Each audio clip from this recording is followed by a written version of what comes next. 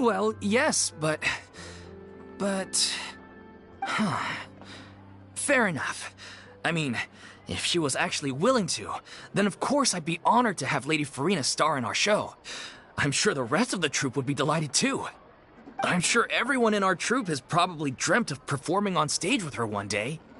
Of course, it all depends on whether she's interested. She might consider this opportunity beneath her. No point in stressing about that. We'll only know if we ask her. And besides, things are different now. There's no reason for her to be all high and mighty anymore. Thank you for your help.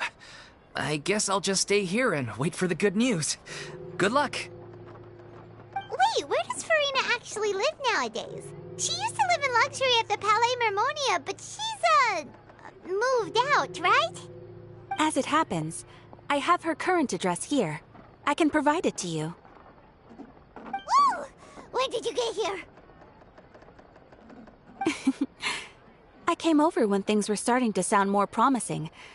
I thought I should be at the ready in case my assistance is needed. It is my duty to support commissioners in any way I can. Thank you, ma'am. Thank you so much.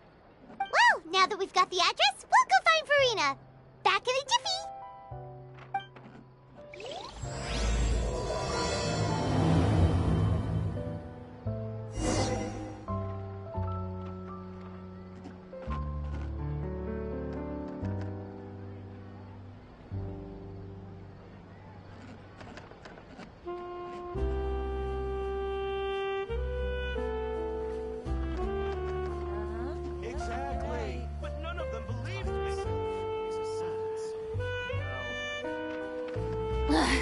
Boring! Isn't there anything else more interesting to do?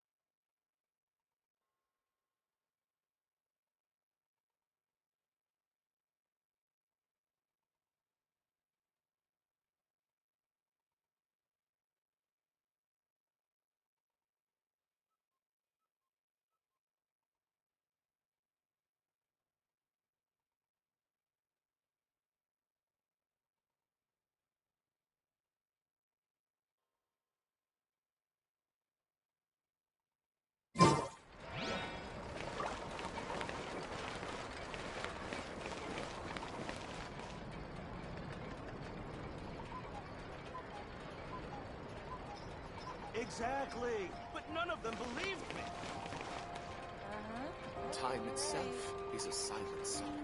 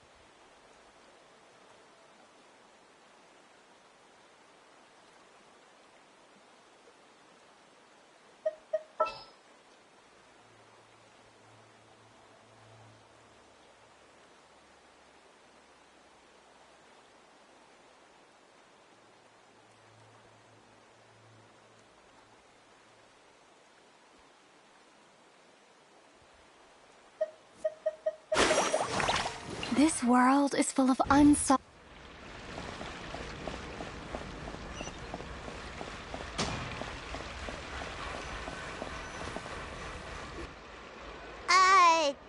Did Catherine really give us the right address?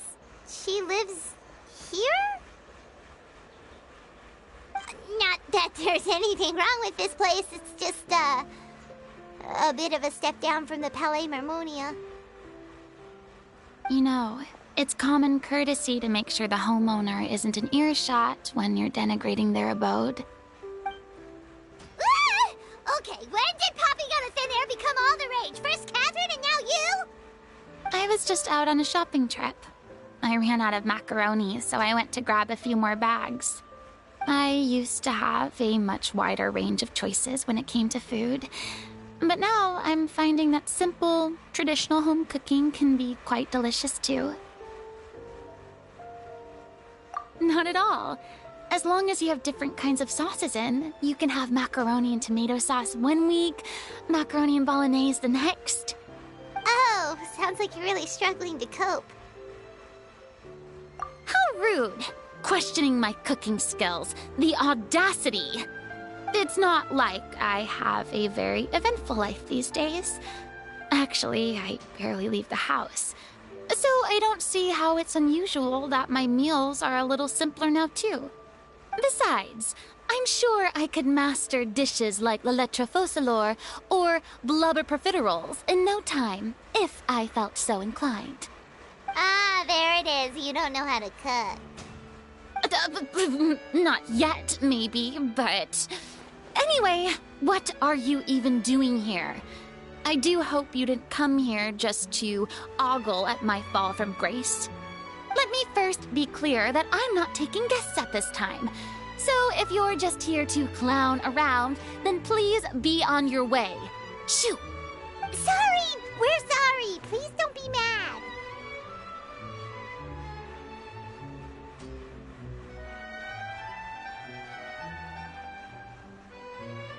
Yeah! Exactly! What the Traveler said! Paimon wasn't trying to make fun of you. Hang on a sec! You weren't exactly holding back either!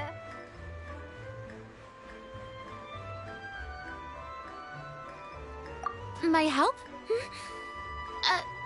Well, maybe you're forgetting that I'm no longer the mighty Hydro Archon. I don't even have a vision, you know. Don't worry, it's nothing that serious. It's just very specific, and you're the one with the power to help! Oh? Well, if that's the case, then fine.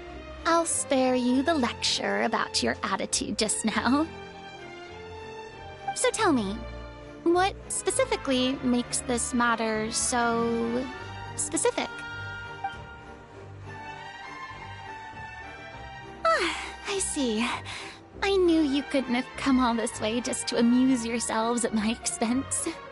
After all, I was once the brightest star in all of Fontaine, well-versed in all the various performing arts. A mere musical is well within my capabilities.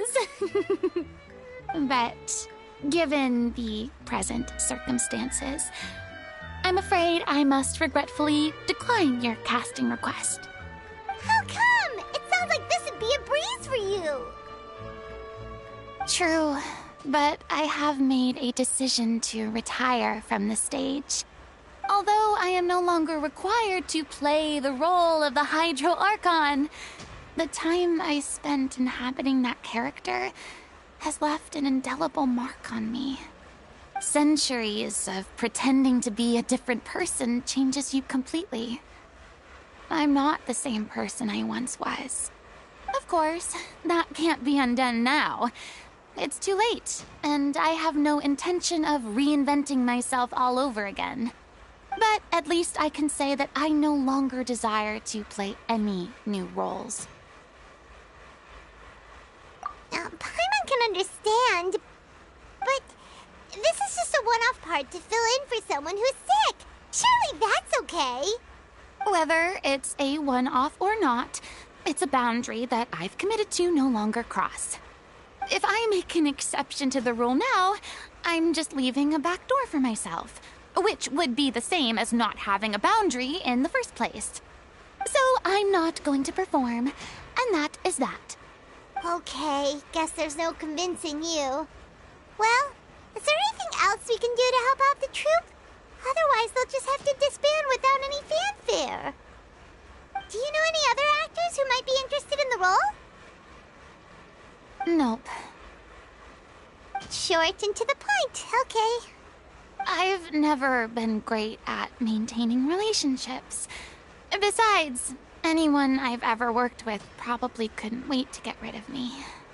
Since I'm just an ordinary person now, they'll probably just laugh in my face if I go asking them for help.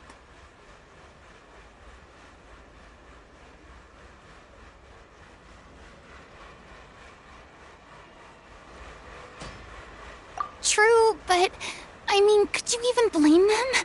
I show up out of the blue, begging and groveling for their help with a show they won't even get paid for? Oh, no way. I'm dying from embarrassment just thinking about it. Nope, not happening.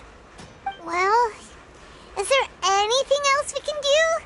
This performance really means a lot to the guy we're working for. Have I not made myself clear? You're barking up the wrong tree.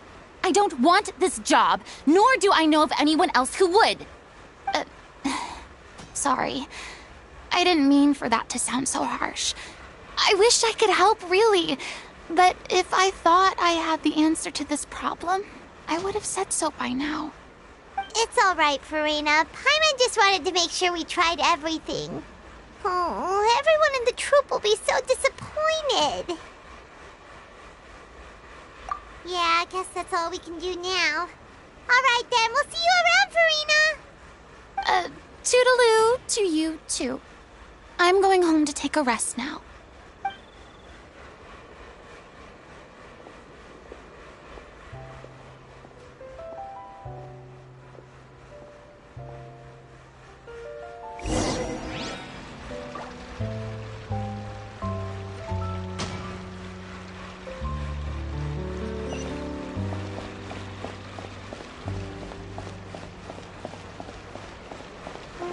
Too bad, but we have to respect Furina's decision.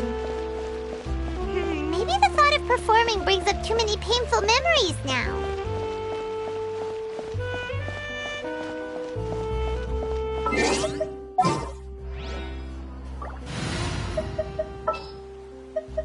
Woohoo! Let's go!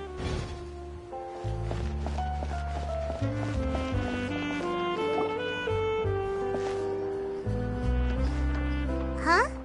What's going on? Are they arguing?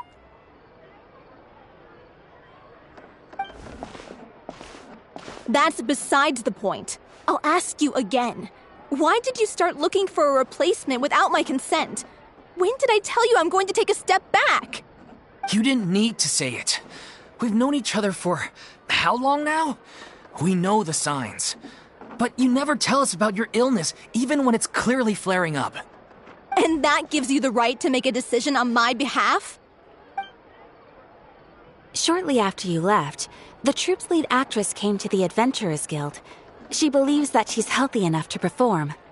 Excuse me, but can you both take a moment to discuss something else for now? The adventurer assigned to your commission has returned. Sorry, I was just dealing with a little misunderstanding. So, how did your conversation with Furina go? Sadly, it's a no from her. We tried to persuade her, but she wasn't having it. She doesn't want to play the role for personal reasons. I see. Well, circumstances have changed a little, so maybe that's not such bad news after all. You see, our leading lady has just informed me that she's well enough to make it to the show after all. Staging the musical with the full original cast was always the dream, of course. Oh, right! Sounds like everything worked itself out then.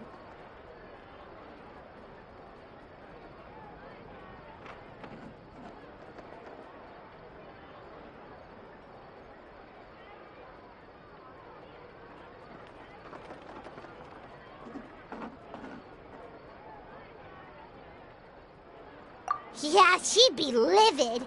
We'd get the scolding of a lifetime.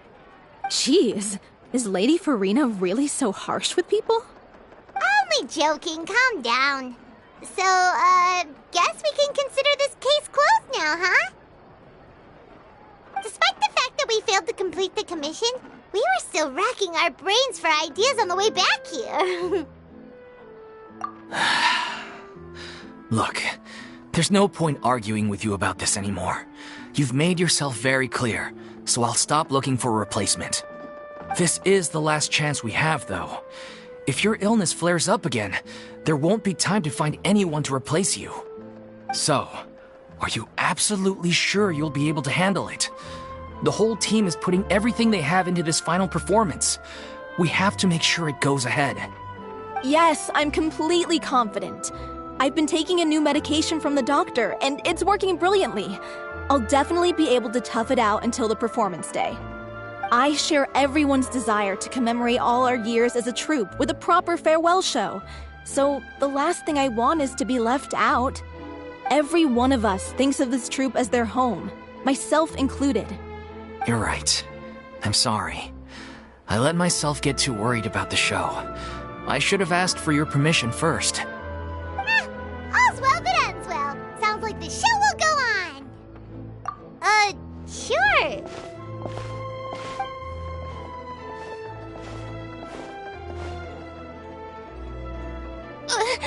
Hey, how did you... I was just passing by because I realized I forgot a couple of items on my shopping list. All right, I'm coming. No need to drag me.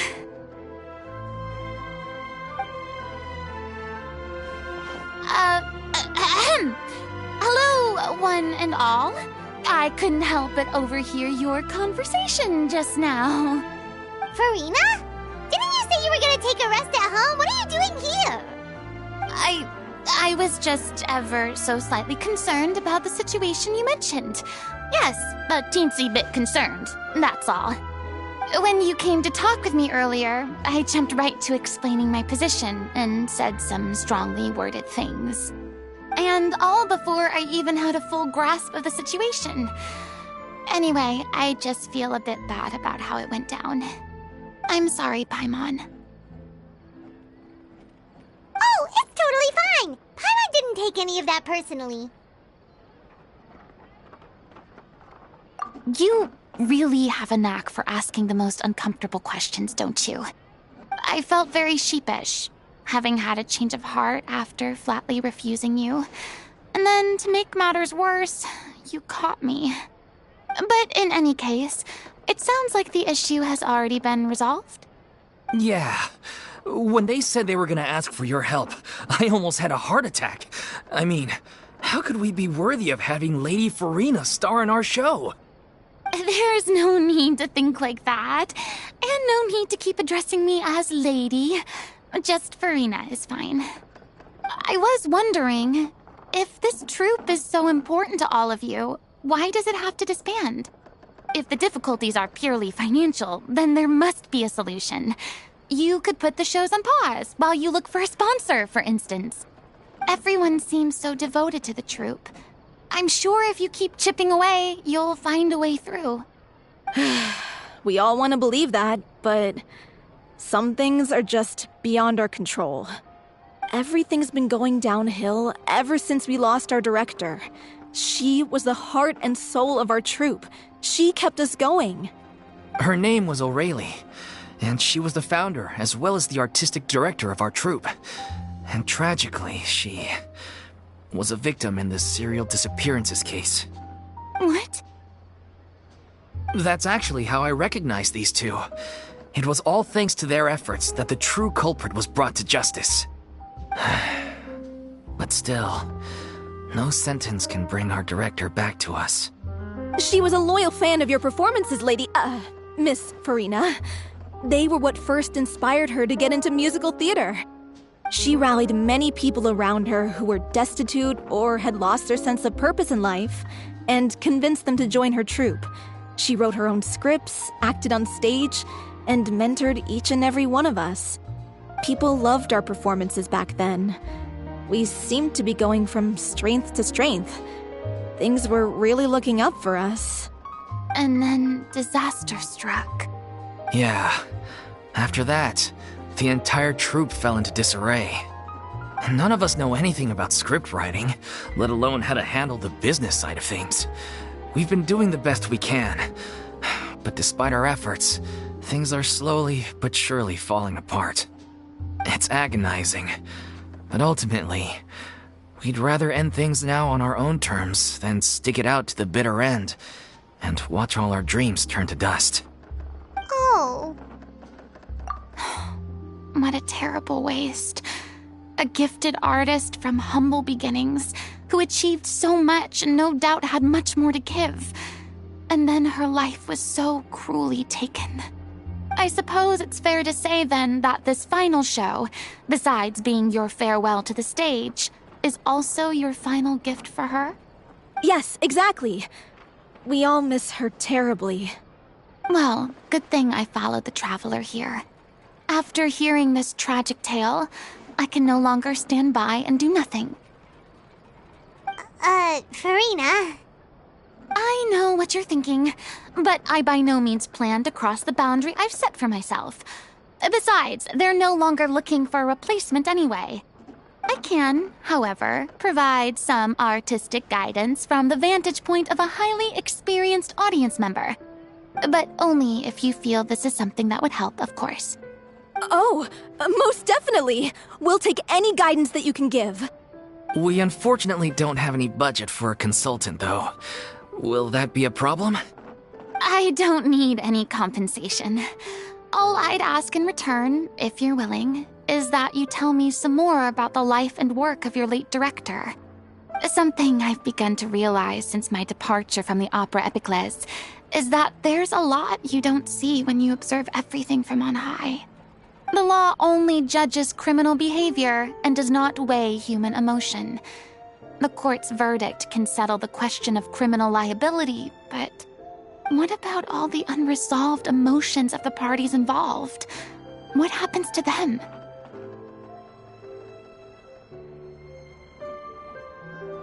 An interesting answer.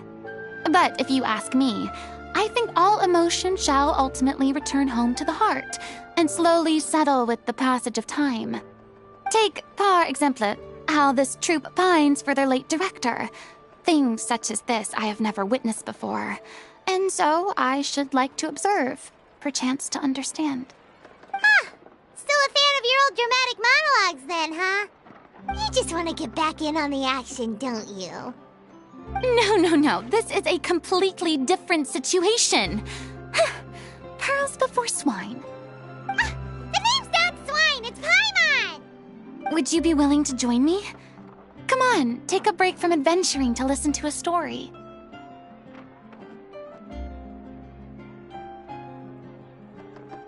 Thank you all so much. Our director was a huge fan of Miss Furina's performances, as of course we all are. Alright, follow me. We'll go to our usual practice space. Please excuse the size. It's a little on the smaller side.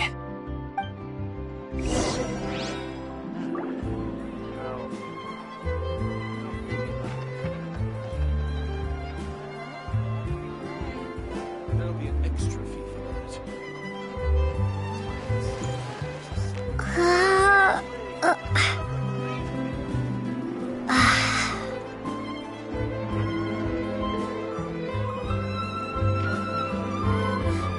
Can we play Banger next time?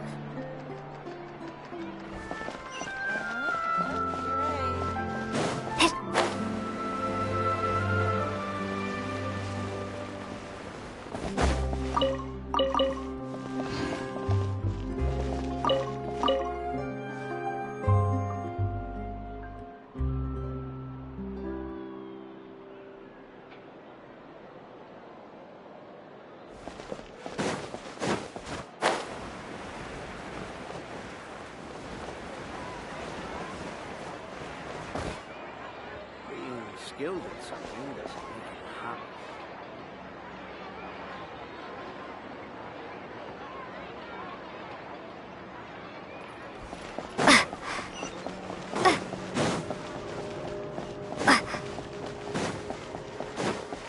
Carving waves!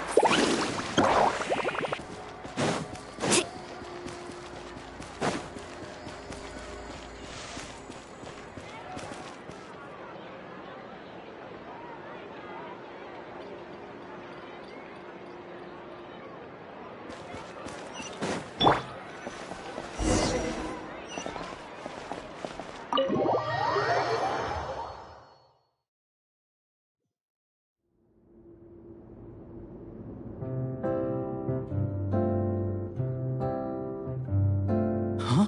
Lady Furina? What's Lady Furina doing here? Hello all. Allow me to explain. As of today, Miss Furina will be supporting our production of The Little Oceanid in the role of artistic consultant. These two over here are the ones that made it possible. They kindly reached out to Miss Furina on our behalf. I'm sure they need no introduction. You bet! That was the trial of the century! You helped bring our director's murderer to justice. We can't thank you enough. Oh, please don't mention it. We're just here to join in on the fun. So, you were saying The Little Oceanid? Yeah, that's the name of our final show. It's an unfinished script left behind by our director. One of our greatest regrets is that she never got to complete it. So, if we can bring it to the stage and make it a successful show, we can all take some solace in that. Wait, but if it's not finished, then... Yeah, we've been battling issues on every front trying to realize this dream. Anyway, let me give you a quick summary of what the story's all about. The protagonist of the story is a young Oceanid who transforms herself into human form, despite the protests of her family. She longed to live just like any other human. And sure enough, she found friendship and even love. Everything seemed perfect. But one day, her true identity was exposed, and her world came crashing down around her. So far, so good. A classic tale. What happened after that? That's one of the issues we've been trying to deal with. Unfortunately, this was as far as the director got with her script. We need a proper ending so we can bring this musical to the stage. But people have different opinions on which direction to take it in. We still haven't decided between a happy ending or a true-to-life tragedy. By true to life, you mean the director's sudden disappearance? Yeah, like they say, truth is stranger than fiction. But then there's the question of whether we really want to use the stage to pass our raw pain onto the audience. Exactly. A lot of the time, people come to watch a show just hoping for some light entertainment. We have to consider their emotional stake in this, not just our own. And one last thing. We're still waiting on confirmation from two of our main actors. The first is Paulo, who plays the protagonist's lover. He's locked himself away to focus on writing an ending for the script, but the deadline's passed and we still haven't heard from him. The other is Villemont, who plays the main antagonist. He took the director's death pretty hard. Hasn't set foot in the city since. He did write to us, promising that he'll be there for the final performance, but we haven't seen or heard from him since. So we're not really sure what to make of that. Although, now that we have Miss Furina helping us, maybe we should take the opportunity to get everyone back together. What opportunity? What do you mean? Maybe you're unaware, but your name has always been like a rallying cry for us. Our director was constantly singing your praises.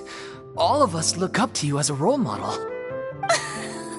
Oh, stop! You're making me all flustered. Although, not in a bad way.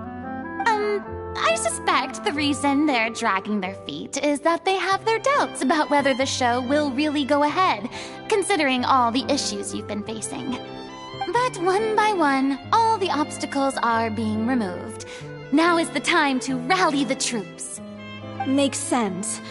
Okay, priority number 1, let's check in with Paulo and see where he's at with the ending. He went back to Poisson a few days ago, said that staying in a friend's home might help him to relax and escape the feeling of isolation. I thought the last thing his friend would want right now would be to take visitors, given that Poisson was flooded not too long ago. But I guess it's the opposite. A friend in need and all that. Yeah, maybe he could use some company. Poisson.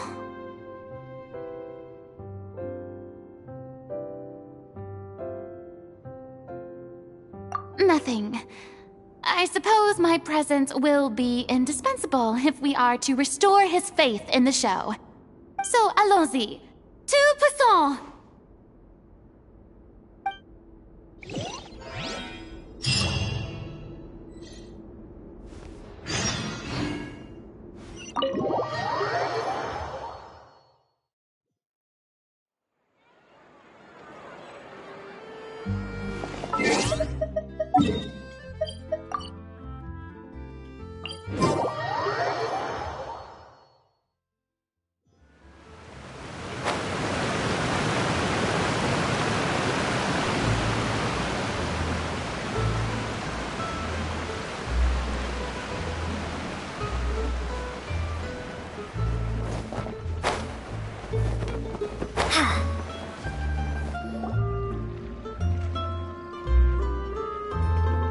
If I remember correctly, this is where he's staying.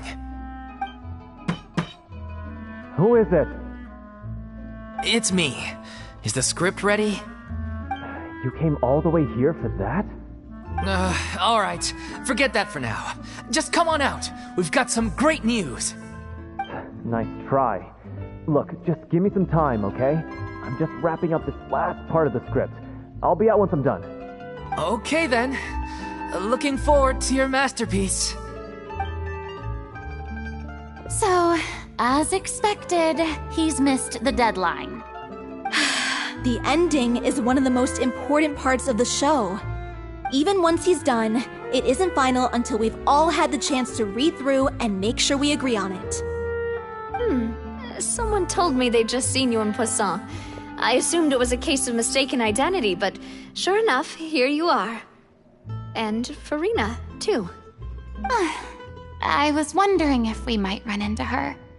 So, you're here for Paolo? Looks like he could be a while, so feel free to take a stroll around town in the meantime. I've made all the arrangements already. Oh, it's okay. We can just wait here. Thank you for being so considerate, Miss Navia. That sounds wonderful. We'll take that stroll. Get over here, you! How oblivious are you? How are things in Poisson now? Any better? Things are on the mend, but it's a slow process. Some people may never recover from the trauma they experienced. I'm sorry to hear that. I wish there was something I could do. Please, must our conversations take such a depressing turn every time we meet? We all have painful memories, but we don't have to let them cloud everything we do. And if you're trying to make a new start, perhaps it's best if you don't bring up the past all the time. Thank you for your words of comfort. You make a very good point. But for now, at least, I think I should stay with the way I'm feeling for a while longer. It's okay. These things take time. Moving on from a painful experience is easier said than done.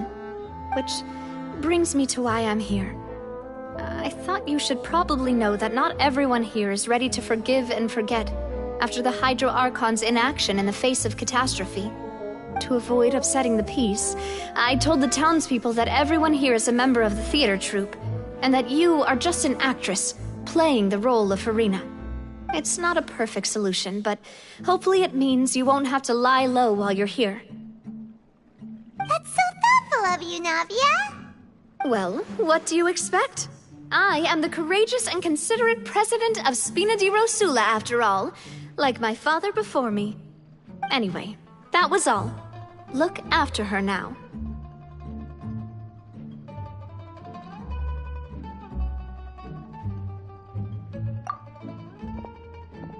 Off we go then. Let's take a look up there. I don't have any friends that I can be frank and honest with, so maybe she's right. You're the closest thing to friends that I have.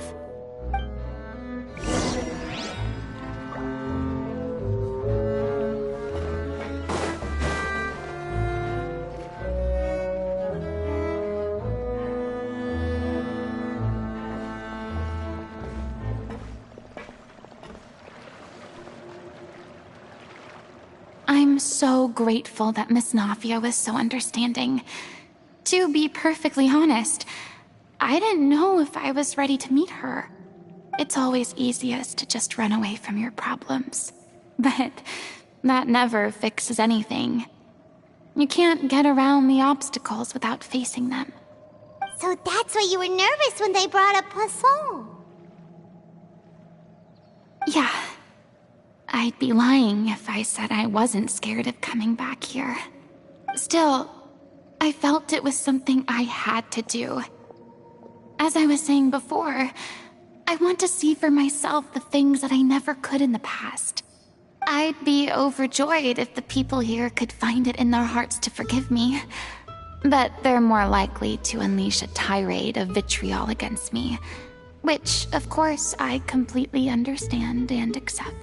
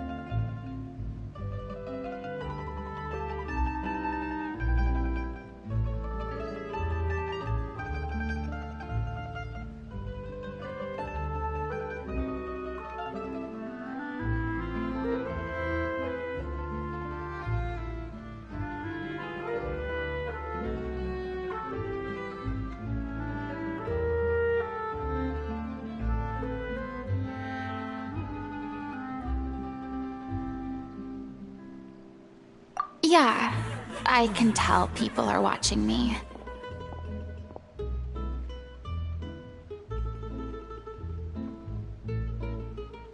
I'm sure some people here see the idea of someone coming to Poisson dressed as the Hydro Archon as extremely disrespectful. I used to be terrified of the gaze of other people, especially when they had suspicion or resentment in their eyes. I guess I wasn't quite ready for this after all.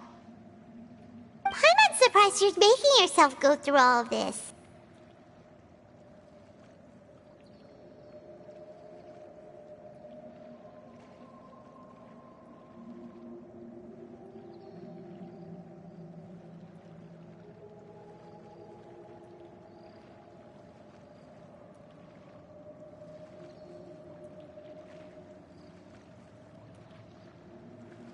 I can't let myself see only the things I want to see. How would that make me any different from before? Look! There seems to be a crowd gathering over there. Probably time we made a move. How about we check out Spina di Rosula's ship? We should have a view of the whole of Poisson from there.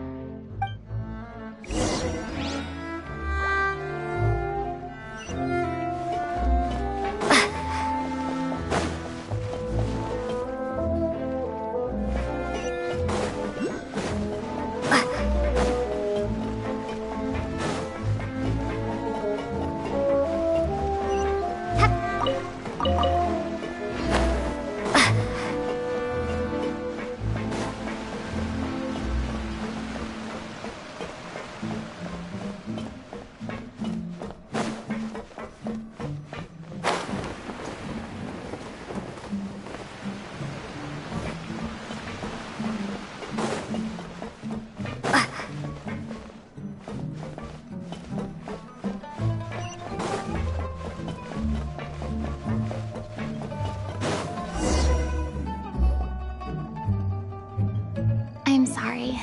You probably just wanted a relaxing stroll, and here I am dumping all this heavy stuff on you. We don't mind. It's actually refreshing to see a different side of you. Great. Well, I appreciate your company, so please don't disappear just yet. I don't know whether you can tell, but the years of suffering and loneliness aren't the only reason I have a hard time facing up to who I used to be. As I stand here by the ship, I can't get the images of the rising water out of my mind. One after another, people were taken by the water. All those treasured lives and memories washed out of existence in an instant. They thought their god would protect them. They had absolute faith that when disaster struck, a divine power would save them from harm.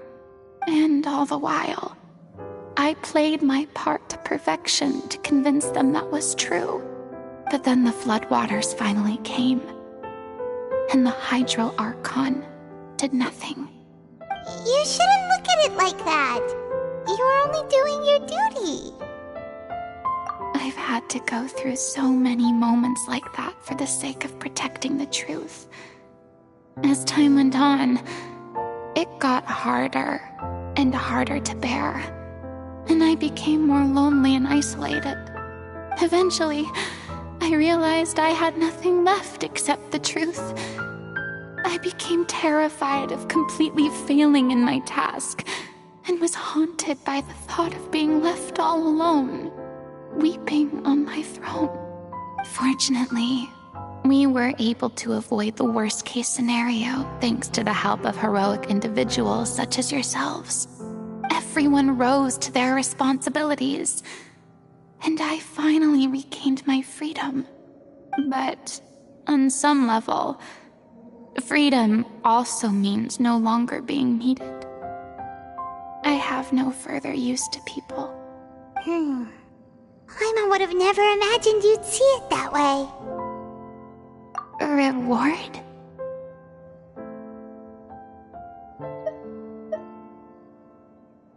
I guess so. Back then, I didn't even dare to dream about having someone to confide in. I was scared of someone recognizing me for who I truly was, and exposing a secret I swore to protect. Believe in the Furina you see on stage. She is the one you can trust.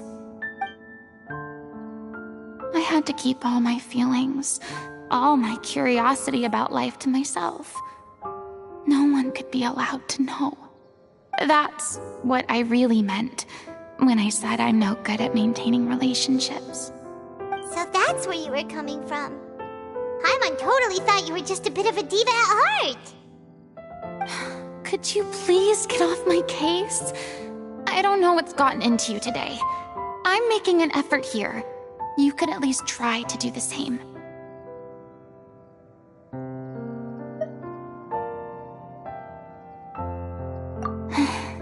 I do. I once had nothing but the truth, and now I'm finally free to live my own life again. And even though I have no idea where I'm going right now, at least the choice is in my hands. All right, it's about time to head back. Paulo should have finished the ending by now. Sure! Okay, let's head back and check it out.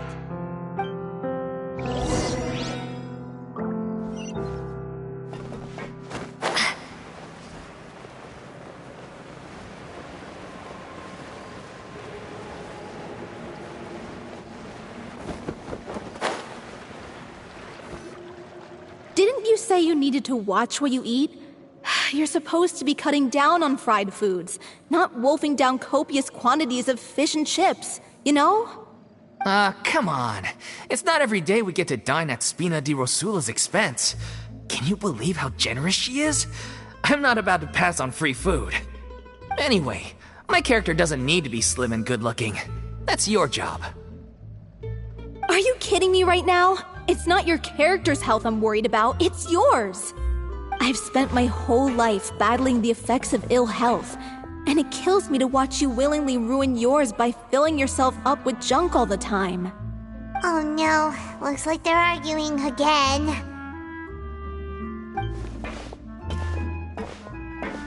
We're back! Could you maybe put your differences aside for a moment?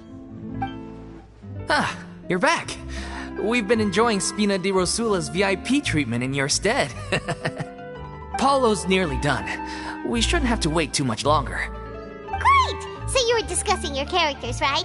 We heard she's playing the Oceanid who turns into a human girl. What about you? Me? I'm an Oceanid too. He was originally supposed to take the form of a crane, but he outgrew that role. Well, the costume at least. So now he's playing the boar instead. Sorry. The boar's not a bad character, actually. He's the one who raises the little Oceanid, yes? That's right. He has some pretty memorable lines too, like when he imparts some solemn words of wisdom to the little Oceanid. If you become human, you can reveal your secret to no one. You will face suffering and loneliness. Is this truly what you want? Wait, that sounds kind of familiar. It's the most important line in the whole script. I think it's a symbolic statement about our director's life and legacy. She kept quiet about all the trials and tribulations she faced in running our troupe, allowing us to devote ourselves fully to performing. It was only after she was gone that we realized how tough her job really was. You mentioned earlier that the troupe is like your home. Yeah. I was born with an incurable illness, and once my family found out it couldn't be treated, they decided they didn't want me anymore. I spent some years taking whatever work I could find and trying to manage my illness with various medicines. But whenever I had a bad flare-up, I'd be lying in an alleyway for days at a time. It was like that until the director found me one day. She told me I had a great voice and asked if I was interested in studying singing from her. I said yes. She took me under her wing, taught me to both sing and act, helped me find Mora for my meds, took care of me when my condition decided to flare up. I know it was all a huge burden on her. She sounds like a really incredible person. She really was.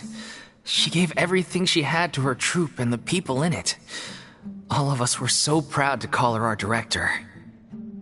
I was a lost child too when she found me. As the child of a murderer, my parents weren't around when I was little, so I got sent to an orphanage. The other kids were always picking fights with me. They'd say things like, "Come on, you must be pretty tough if you're the son of a murderer." It was just to taunt me, though. I was an easy target, and they knew it. One day, I got beaten up so bad that I just couldn't take it anymore, so I ran away. I lost all faith in humanity by that point. Thought the whole world was out to get me. Let me guess. Fortunately, the next person you ran into was the director. Yeah. For the first time in my life, I was somewhere I felt safe. And I promised myself I'd stay here until the day the group parted ways. The day you hoped would never come.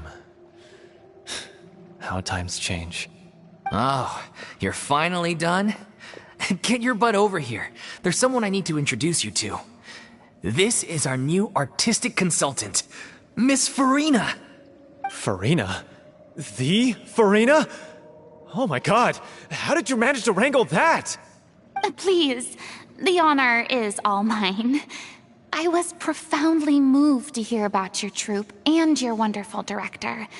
I just wanted to do something to help. Same here.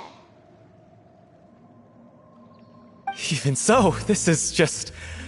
Oh, wow. I'm sorry. I'll try to calm down. Now, where was I? Ah, yes, the script, of course.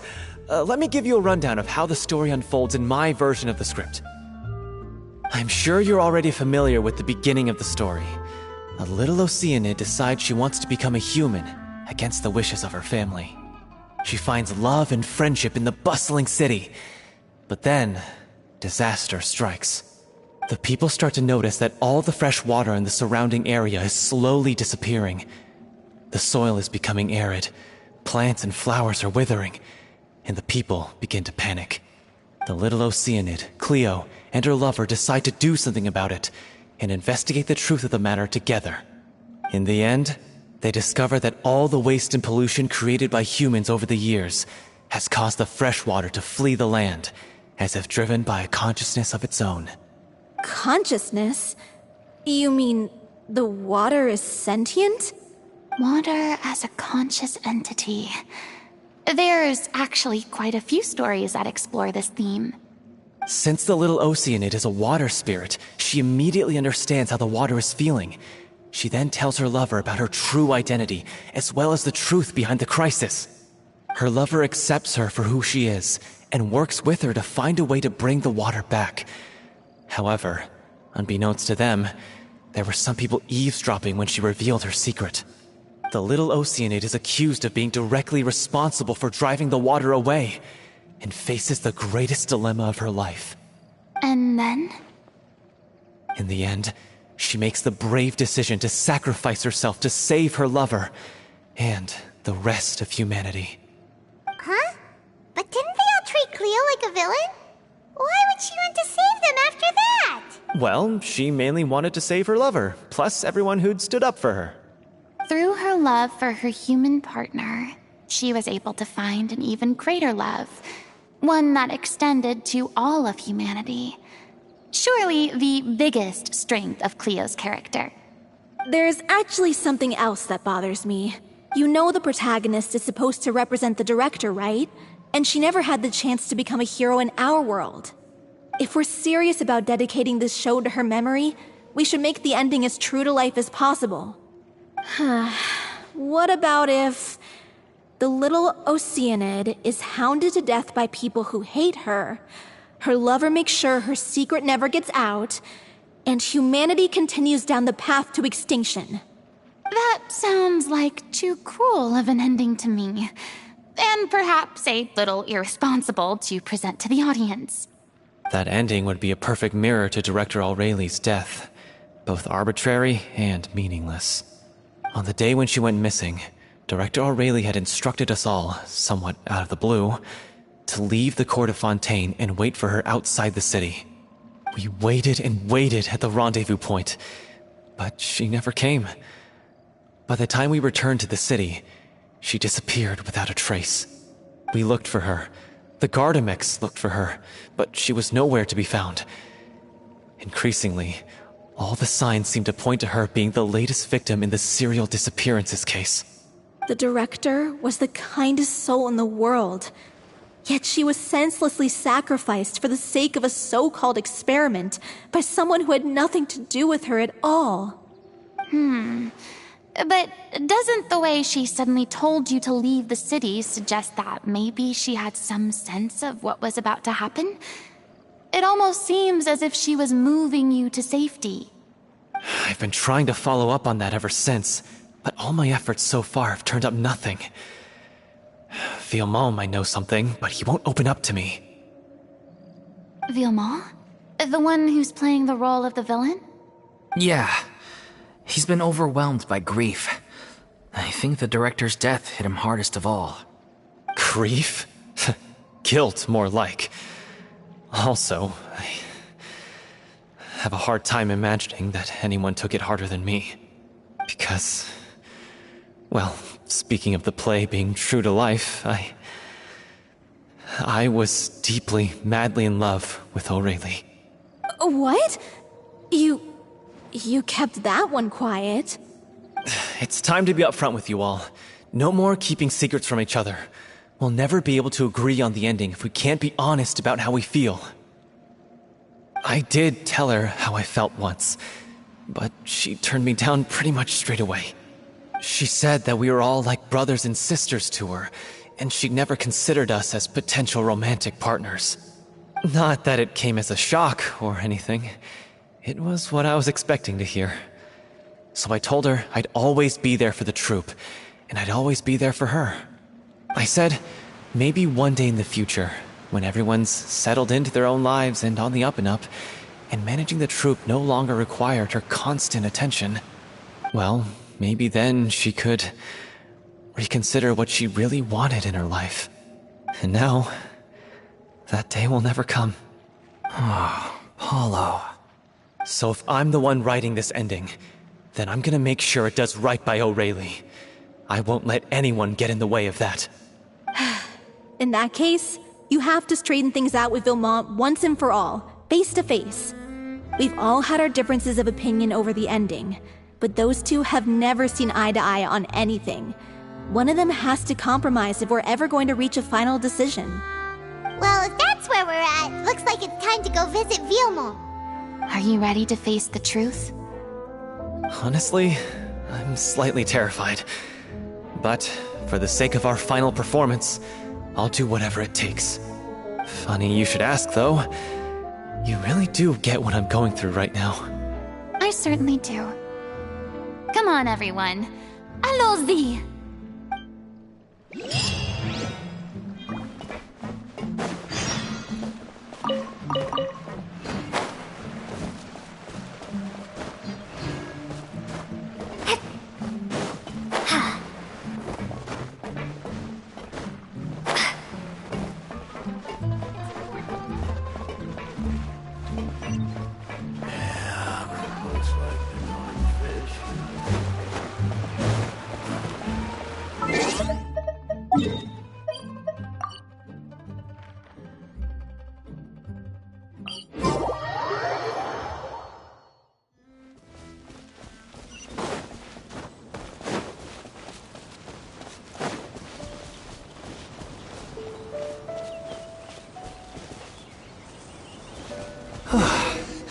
This is tough going. Delphi, are you sure you can manage in your condition? I could ask you the same question. Try to keep up.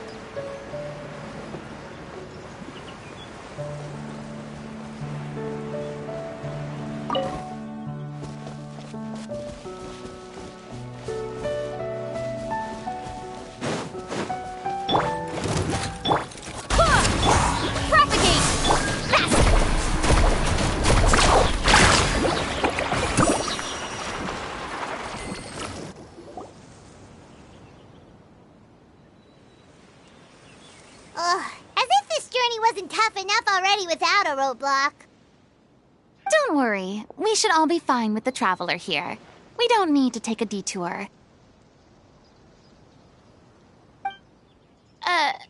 Wait, why are you all looking at me? You're not seriously expecting me to fight, are you? We're just curious, that's all. I don't think anyone's ever seen... Yeah, but don't you remember why? The Hydro Archon willingly gave up all her power so it could be converted into indemnitium. Miss Furina said so herself. Precisely! And I'm not even the Hydro Archon anymore, so all my power is gone anyway. As much as it pains me, unfortunately, I should just stay put. I'm more like a damsel in distress more than anything. That sounded so smug. Ugh, secondhand embarrassment is unbearable.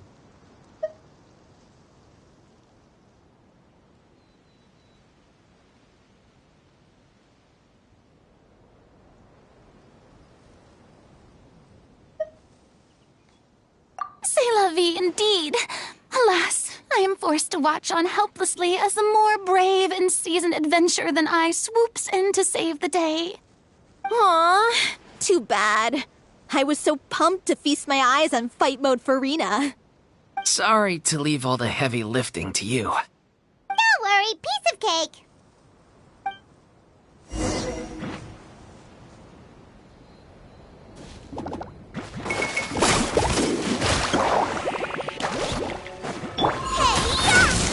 Out of the frying pan, into the fire!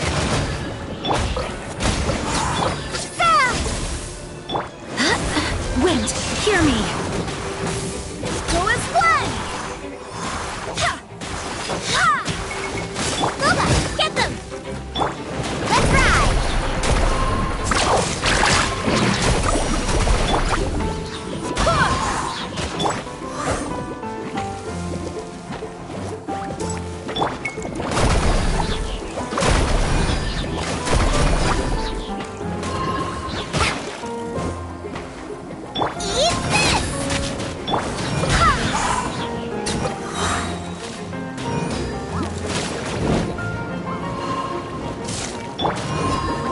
Barbados, guide us.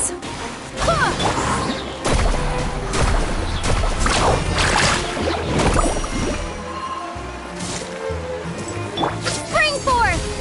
Scatter! Out of the frying pan! Carving Bravo! Good show! You certainly live up to your reputation. Yeah, thank you. Anyway, the path is cleared now, so onwards and upwards.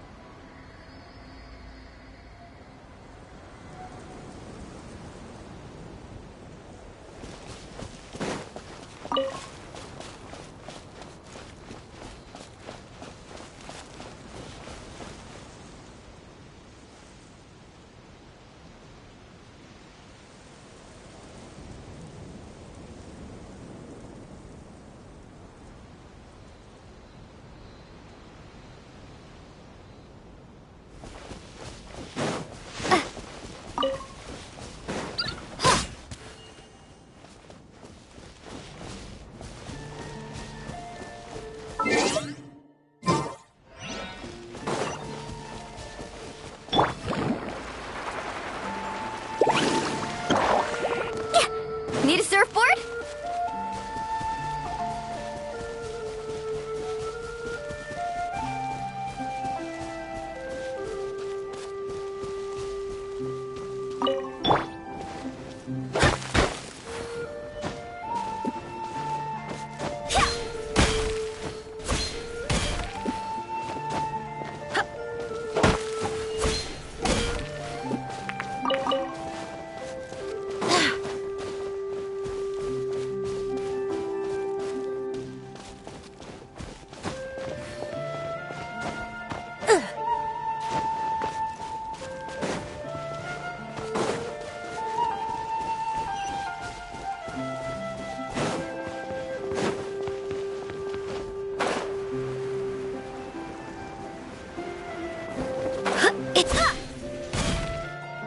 Vilma, are you there? Huh? Oh, it's you guys. Wait, what's Lady Furina doing here? I can explain. We've been rounding up the whole troupe. We now have everyone except you. So, you think knowing the truth about the director's disappearance will help you write an ending to the script that pleases everyone? I care just as much as everyone else about making the little Oceanid a success. That's why I wanted to wait until after the show. If I open this can of worms now, I just don't want to make things difficult between us. We're supposed to be a unit when we're on stage. Viamant, avoiding the truth will not help anyone. Unless you mean to suggest that Aurelie's death had something to do with you. I don't want to talk about it. Listen, Viamant. I used to think that my love for Aurelie was a point of shame. I never brought it up to anyone. But now, I've made up my mind to put it all on the table. I'm prepared to face everything, to sacrifice everything for the sake of the show.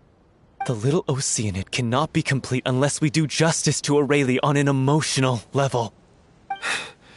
This is why people think of you as not being the smart one.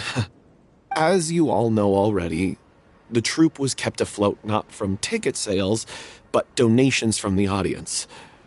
Of course, that was nowhere near enough.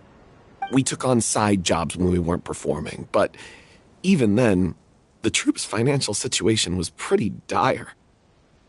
So, anyway, one day after a show, a merchant came to me and offered us a huge sponsorship. In return, we just had to provide the audience with their drinks during performances. It seemed like a win-win, so I said yes to it on the spot without consulting the director. It was only when the merchant came to deliver the goods that I realized the drink in question was synth. Isn't that the drink peddled by the culprit behind the serial disappearances case?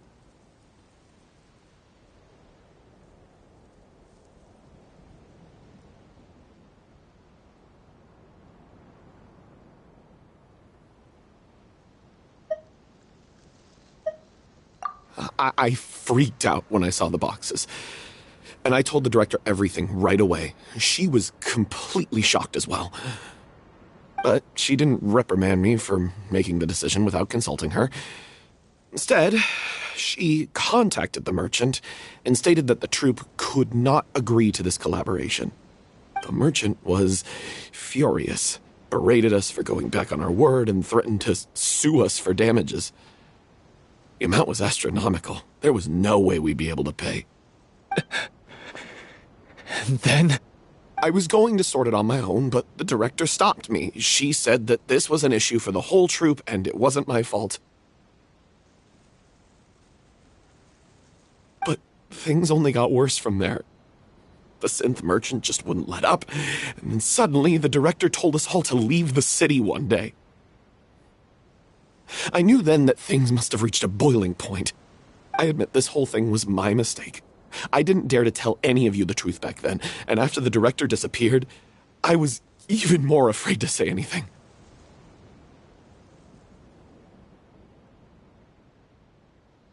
Yeah, I got Aurelie killed. There, I said it. Happy now? Hey, don't say that. You traitor! You knew Aurelie was in danger. Why in God's name didn't you tell us? What do you mean, you were afraid? This was a life and death situation. We could have saved her! How could you be so stupid? Please, try not to get too worked up. Yeah, listen to him. You need to stay calm. Stay calm? How can I stay calm? This guy got Aurelie murdered! She was the love of my life! And he has the gall to try and high-road us, claiming that he kept his mouth shut for the sake of the show! How about taking some responsibility for what he's done? All I can say is I'm sorry. Truly. I wanted to apologize to everyone in the troupe, but that won't bring back the director. What good is my apology now? I'm just a coward who made an awful, terrible mistake that I can never take back. Beat me up if you want. Kill me if you prefer. It's what I deserve. End my life. So I can meet the director and apologize to her in person. Get out of my sight! Go! Get lost! I don't ever want to see your face again! That's enough! You've screamed and shouted at each other for long enough. Now pipe down, both of you! Can you stop conflating the show on stage with your real-life relationships in the troupe? You keep saying that you want to use this final performance to pay tribute to your director and celebrate her life. How can you do that if you're just using it as an excuse to vent your own emotions? You're right. I'm sorry. On stage, the lead role is the focal point of the audience's attention. And you're all used to seeing the director as the heart of the troupe. But in her own life, her greatest desire wasn't to be the center of attention. I can tell how much she loved you all, and how much she loved the troupe. What she wanted was to build a warm home for all of her brothers and sisters. To shield you all from the storms that rage in the world outside. That's how you should remember her. And that's what you should be celebrating. I understand why you're trying to make her the hero of the story, but isn't she your hero already? After everything she did for you? Yeah. So think hard about what that means. And then think again about what you hope to achieve by arguing with each other. If you really hate each other and can't reconcile your differences, then you could just call it quits now. Why bother with the final performance if the group is already fractured? But you can't bring yourself to do that, can you? You care too much about Director O'Reilly and the home she built you all to let go. What are you laughing at? I don't see what's so funny. Sorry, I didn't mean it that way. It's just that, for a moment there, it felt like our director was back with us again. If she'd seen Paulo and Vilmont at each other's throats like that, she would have scolded them exactly like you did, in that same stern voice. Really? But she sounded like such a gentle person. Of course she was. Even her harshest lectures came from a place of kindness, and it showed. She really was a truly outstanding person. What you said, it really puts everything into perspective. I'm truly sorry. I really meant for this to be a genuine apology, but I ended up making it all about me and my self-pity. It's all right. Let's save all this for after the performance. So, the ending. What are we gonna do about it? Clearly, everyone needs to take a step back for now and reflect on what really matters. When emotions are running high, things get lost in the fray. The end of the story needs to focus back on O'Reilly herself. She's the true star of the show. What do you mean? The Traveler is right. You once investigated that underwater synth base and recovered items belonging to the victims. If you could find anything that O'Reilly left behind, perhaps we can get a better sense of what she went through in her final days. You really think that's possible? I trust that nobody would object to the ending of the story being based on O'Reilly's true feelings. No. Well, we'll leave this in your capable hands. Come, let's pay a visit to the Palais Mermonia. The rest of you, head back to the rehearsal location for now, and wait for our good news.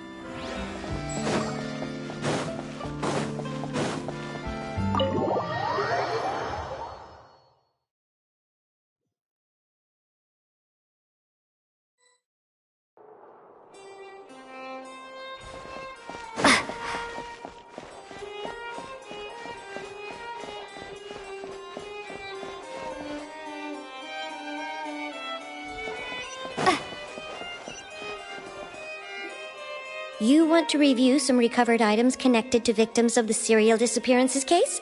But, that case has been closed for quite a while now.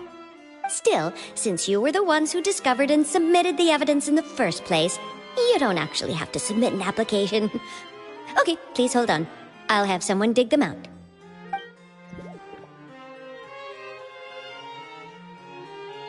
So, this is all O'Reilly left behind.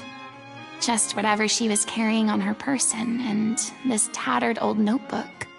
Hey! It's full of script lines! And sketches too!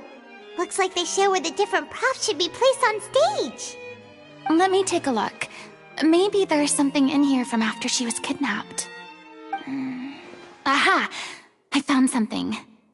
To whoever discovers this diary. Let's see. Looks like she kept a detailed record of her captor's actions. She even mentions the truth behind the experiments on dissolving young women. If we'd had the chance to examine this notebook carefully back then, it would have been a conclusive piece of evidence proving Vacher's guilt. Vacher took so many lives. It's still so unthinkable how many victims he had. I guess O'Reilly must have written all of this down in the hope that her records would one day be of use to investigators. Wait, it cuts off.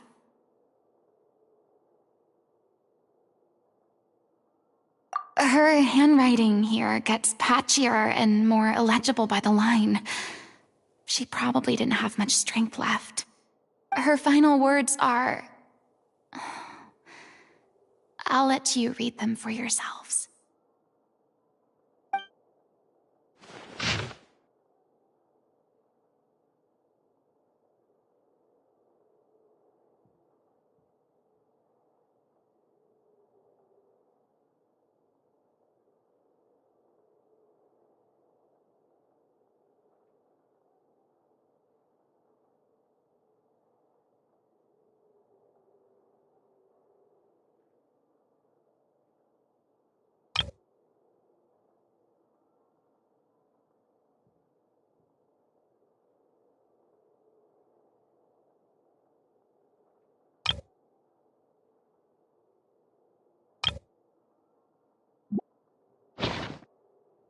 She was so terrified.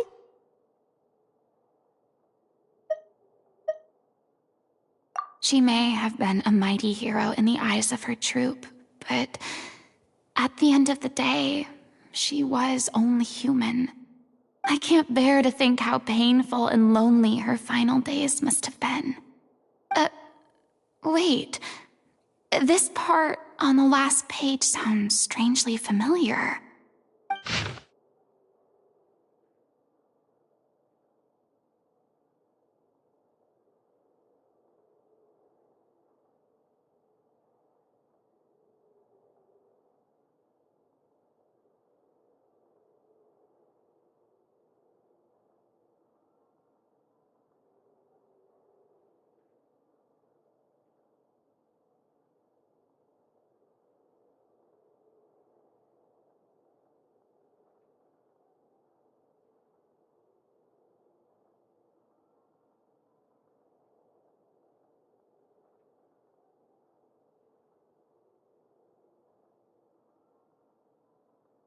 If you become human, you can reveal your secret to no one. You will face suffering and loneliness. Is this truly what you want? Isn't that the most important line in the Little Oceanid? Because I am an older sister to them. Oh. So she didn't regret her decision. Even as she sat in silence, waiting for death to come. I'm sure this is what the troupe would have hoped to hear as well. She had their utmost trust, admiration, and love, and she truly deserved it. Let's go. It's time for them to learn Director O'Reilly's final thoughts.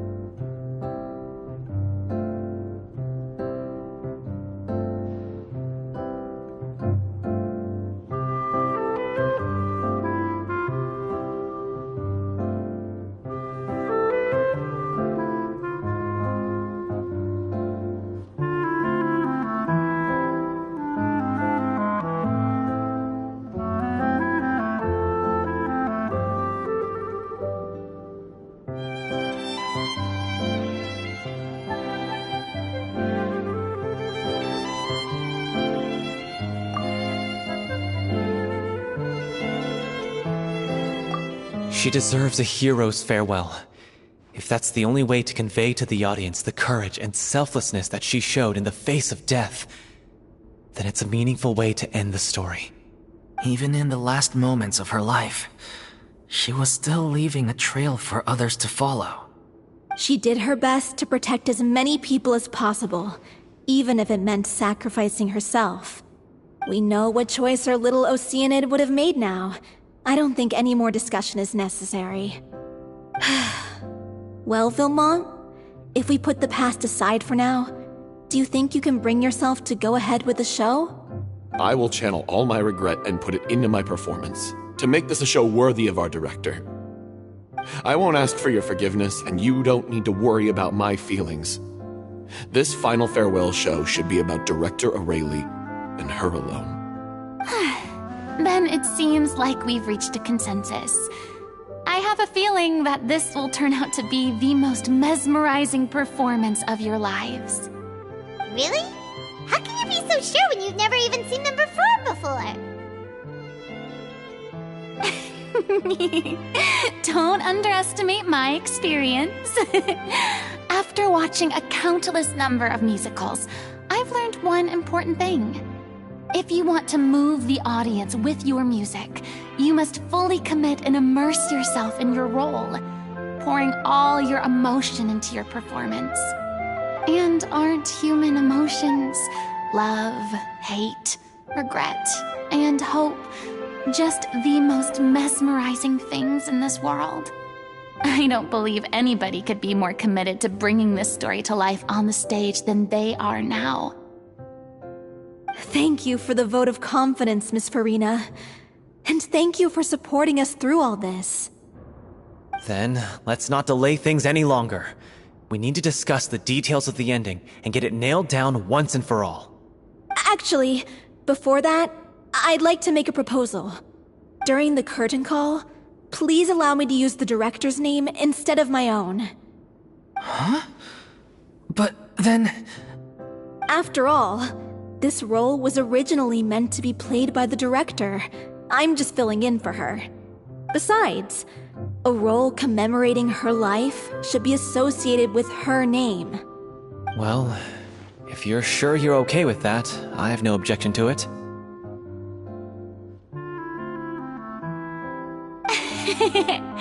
Now we're talking like a serious acting troupe. All right, I'll leave you to fine-tune your musical while I go and procure a stage. Procure a stage? Oh, it's okay. Our usual place doesn't need a reservation.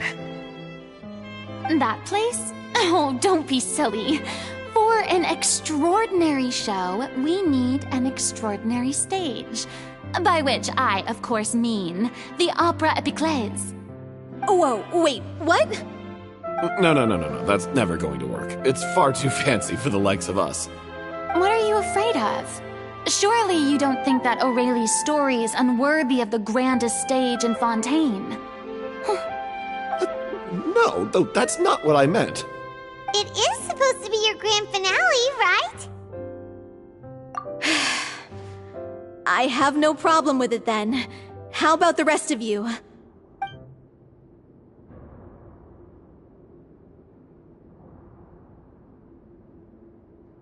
I'll take your silence as a yes. Thank you for giving us this opportunity. It really is a dream come true. Well, then don't disappoint me. If you mess this up, it'll reflect poorly on me too. Come on, we'll need to get the go-ahead from Nervilette. I know just where to find him.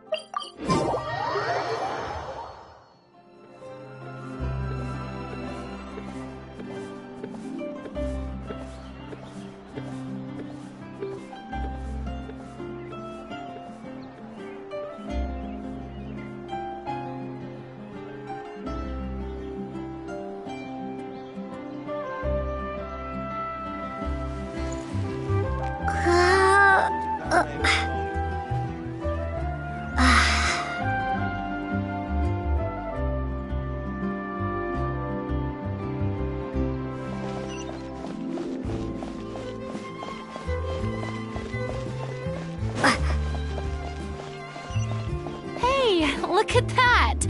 Looks like I guessed right.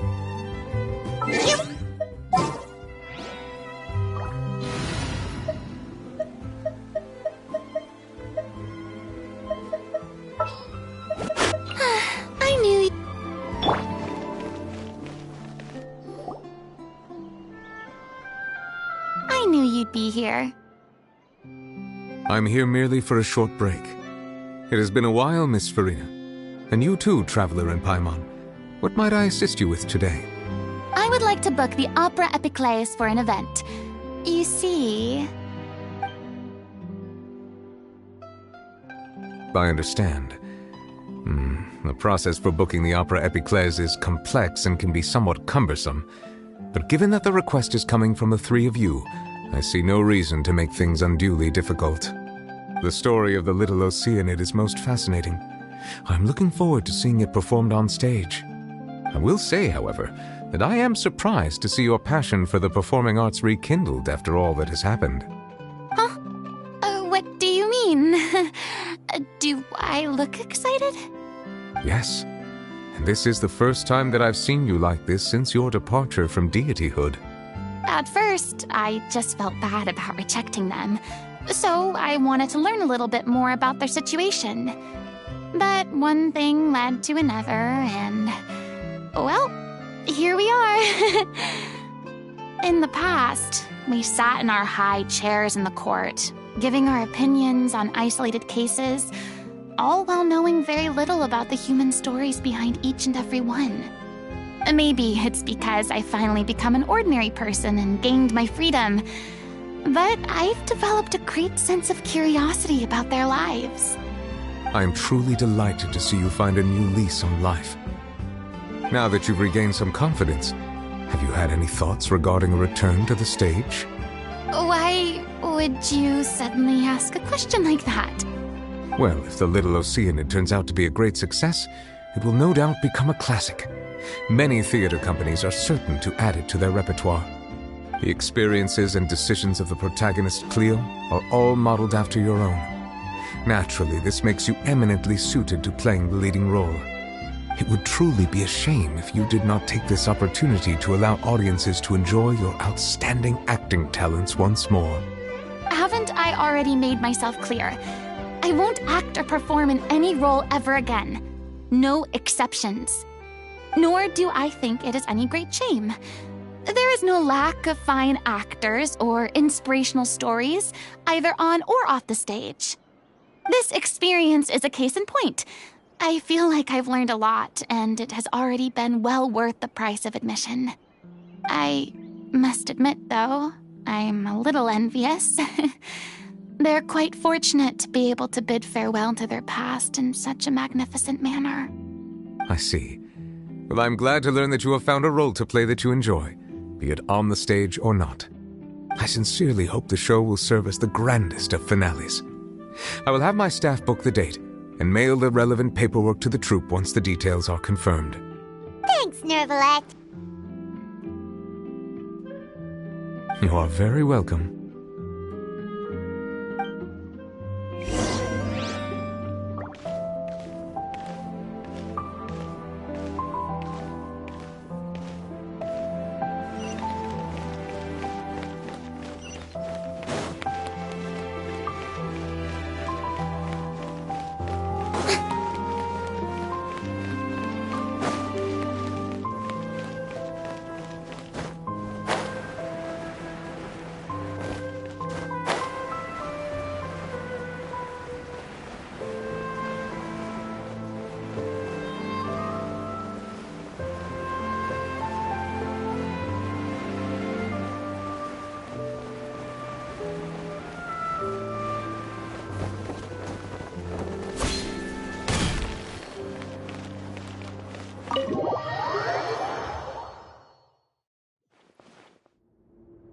Good news, everyone. It's done. The Opera Epiclese is booked. Thanks to my eloquent and impassioned speech, Monsieur Nervalette was moved to provide us with a fitting stage for this special performance. We've had to fight every step of the way for this opportunity, but we now have all of the ingredients necessary to stage a truly spectacular performance. A touching story, a magnificent venue, and last but not least, a passionate and dedicated cast. Now, let's work together and make this show the best it can be. This is truly wonderful. The sooner we can finalize the ending, the more time we'll have to rehearse. Fiamma and I just went over some parts of the script and tweaked a few things. I think it's really going to resonate with the audience now. Wow, you two had a constructive conversation? That's great! Communication is vital to any good performance. Look at us! We've come so far. I never could have pictured this scene a few days ago. It's amazing! Even though Furina's still being a bit of a drama queen about it all, she's really fired everyone up! Please feel free to give us any comments or suggestions you have. We really value your input. Hey, Loic, get over here. Time to practice the opening number.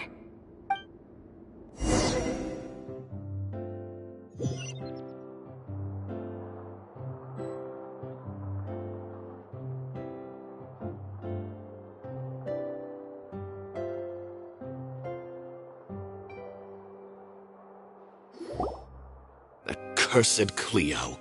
She stole the waters of life from us. She's a fraud, and she must pay for her crimes. This has nothing to do with her. The ignorance and hatred of our people is to blame. How can we hope to win back the water's favor if we don't change our ways? This guy could be useful. Take him hostage. If Cleo wants him back, she'll have to show herself. Leave this place, oh little Oceanid, and never, ever look back!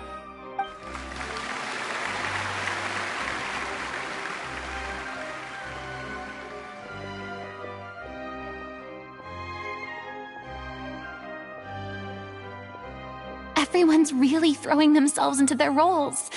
I haven't seen such a fine performance in a long time. If only... What should we do? It's almost time for her to take the stage! Why does it have to be now? Hey, what's going on? You're due on stage any second now. Oh no, not again. But why? What about your new meds? Did they stop working? They've been getting less and less effective over time.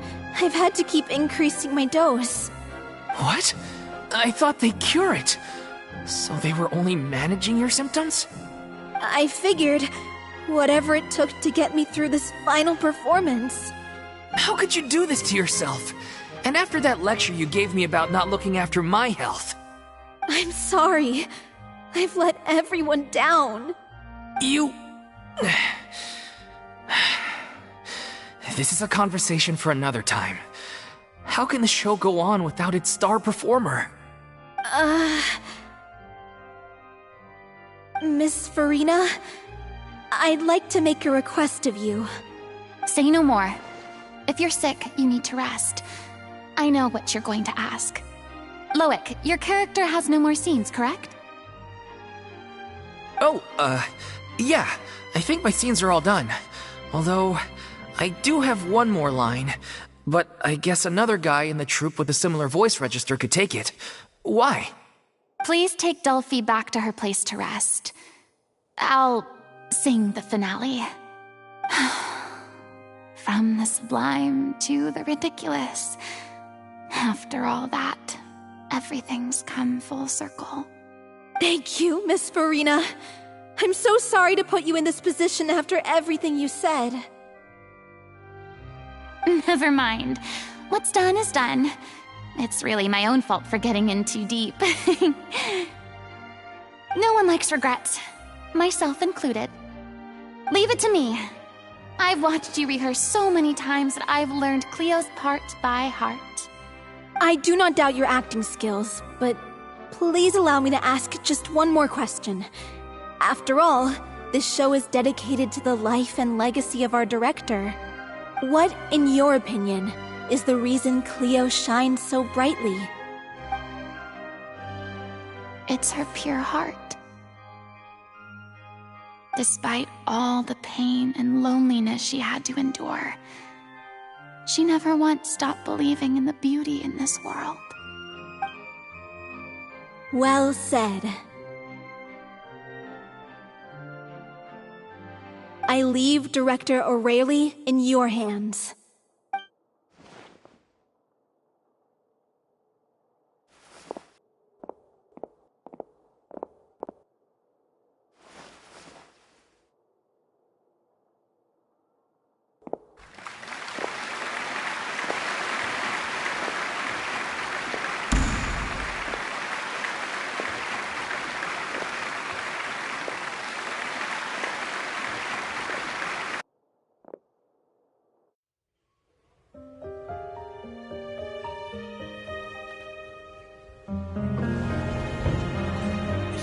Yet? Will she get here? She's not coming! You're wrong. She's here.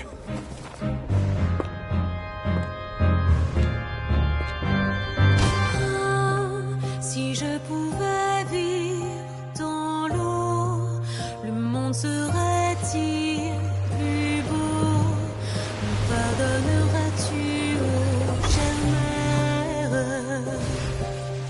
L'eau dans son courant fait danser nos vies, et la cité est nourrie, ainsi que toi, mon doux amour.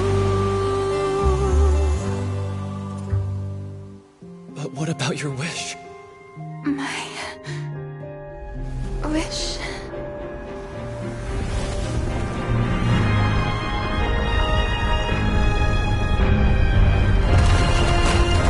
Become human.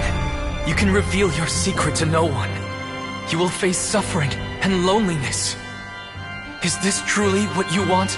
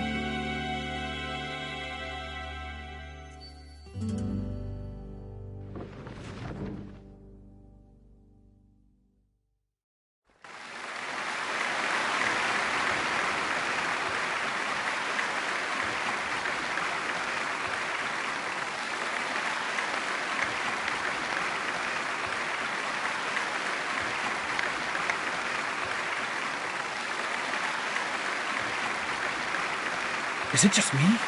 Or was that Lady Furina on the stage just now? She hasn't been seen for a while now, and she just appears out of nowhere? Gotta say, though, her acting skills are as superb as ever. The little Oceanid, Cleo, played by Aurélie Fumont.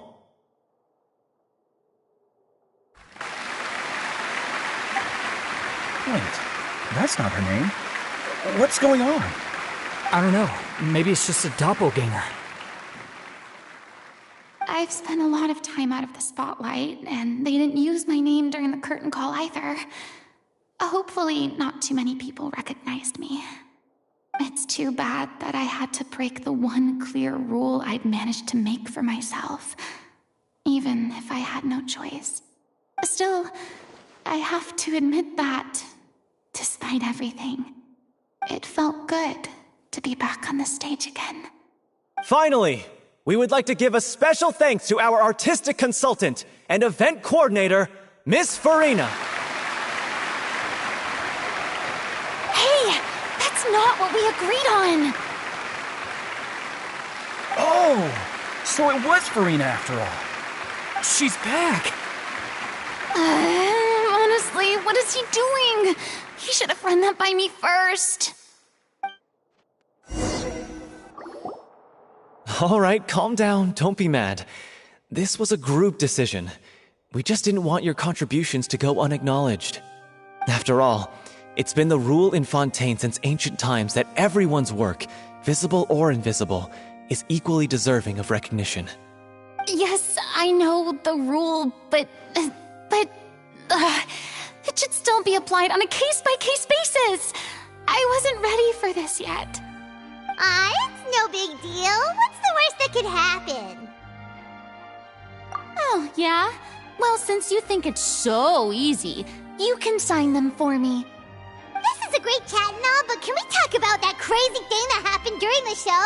It nearly gave Paimon a heart attack. Paimon flew over to where she was supposed to be and was about to drop the prop vision, and then suddenly, a real one popped out of thin air! Oh, that...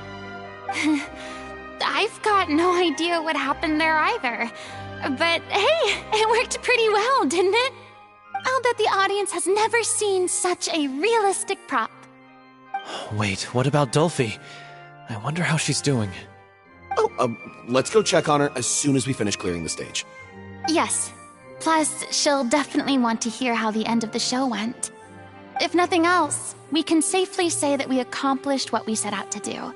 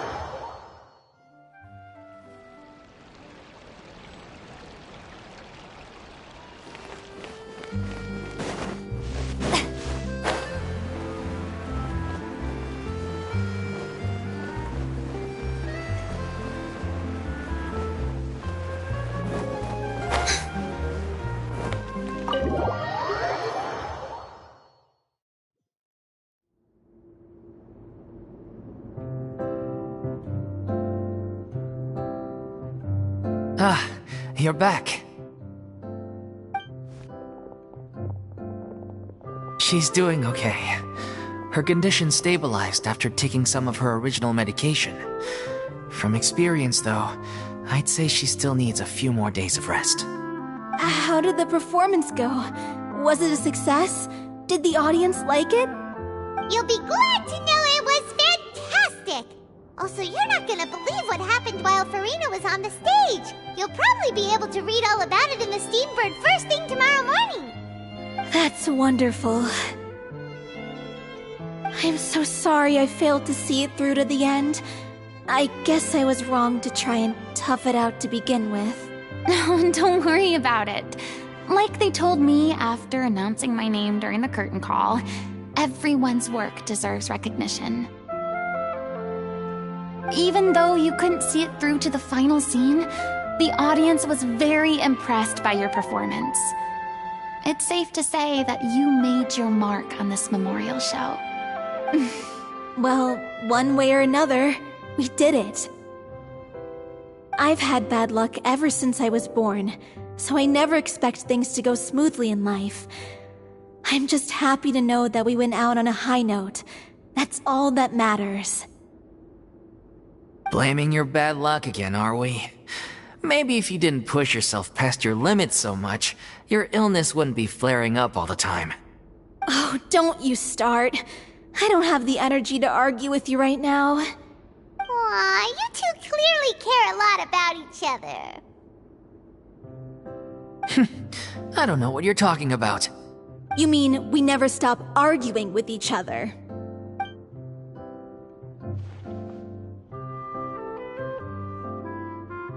So, any plans for the next step?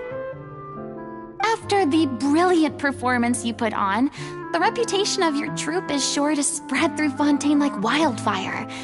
You won't have to disband if you don't want to. You could capitalize on the rave reviews and license out the little Oceanid to the bigger theater troupes out there. That would do wonders for your financial situation. No, we should still disband. Yeah, it's what we all agreed to. After all that's happened, I should give you guys some space. But maybe our paths will cross again one day. Hey, don't just walk off!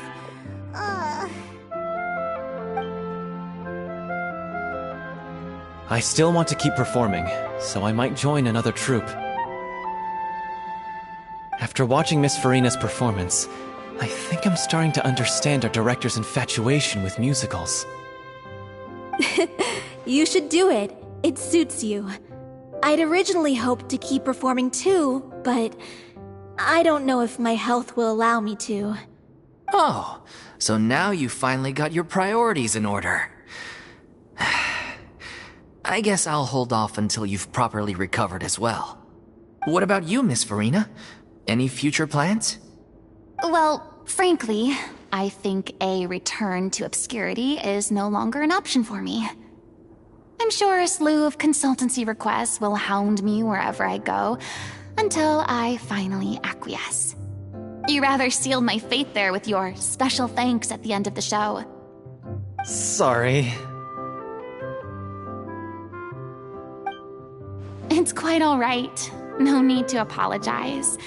What I meant to say is that this whole experience has shown me that perhaps I'm not as averse to a return to the stage as I previously imagined. Maybe Nervillette was right. Maybe Cleo is the right role for me. I still don't wish to pretend to be someone else, but I do have a desire to express myself. So, maybe the show will go on for me after all. Yeah. There was once a time when I was an actress in a masquerade, seeking only to hide the truth. But from now on, I want to spend my time learning real stories about real people and how they touch the lives of others around them. I want to watch them blossom and wither, see them refined on the page, retold on the stage, and remembered long into the future. I'm sure this is what captivated director O'Reilly as well. Sounds like you're ready to stop running from your true calling. The more you get out into the world, the more you'll discover what a fascinating place it is. Then it's a deal. If a vision is a gift from the gods, then I should do my best to honor it.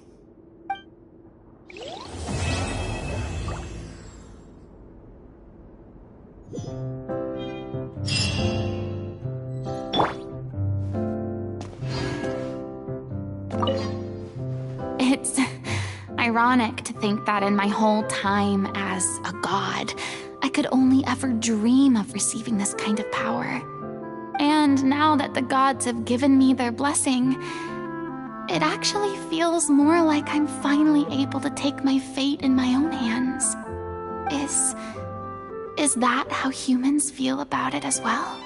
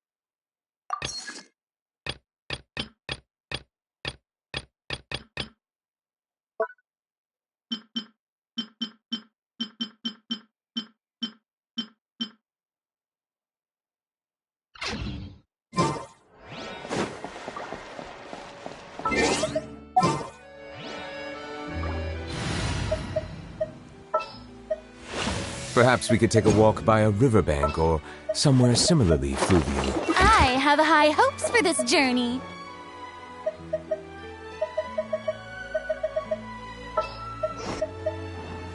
Let's finish this swiftly.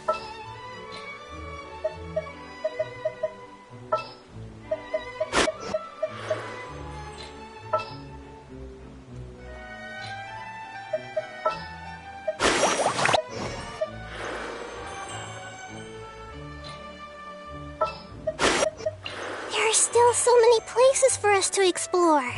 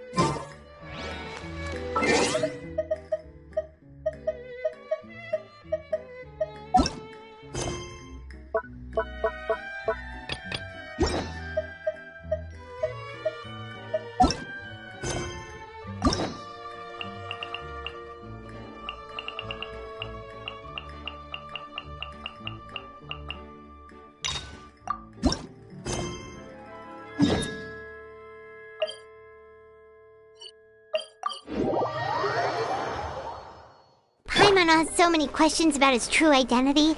Let's go talk to him and find out.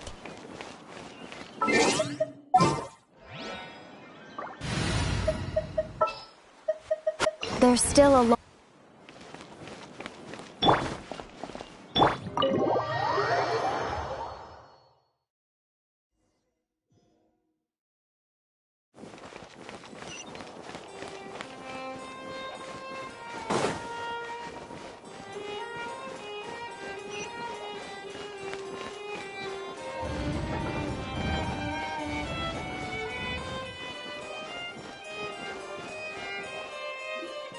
Wait, did I hear that right? Monsieur Neurvalet, are you sure you'd like to take over the case yourself? That's right. No, but why? Technically speaking, cases like this are better left to the guards. Neurvalet! Sidine! Hey there! What are you two talking about? Traveler and Paimon, please help me talk our Chief Justice out of this. He wants to investigate a case on his own. Now, this is completely unprecedented. How can we have the Udex acting like a private detective? I trust that you'd be able to work that out with how well connected you are, but I must apologize. I do not plan on relying on anyone else's help for this matter. So, what is it exactly? It sure sounds serious if it's something you've got to investigate personally. A Melusine named Kiara received a threat letter. And then? That is all the information I have acquired at this stage. Huh? I have no idea why you're so hung up over this. I've checked the schedule in advance, and it seems like there aren't any trials today. So, if you insist, I have no objections. Thank you for understanding. Then I shall return to my post for now. Should anyone visit while you are away, I will be sure to make a record of it. I sincerely hope that you will return soon.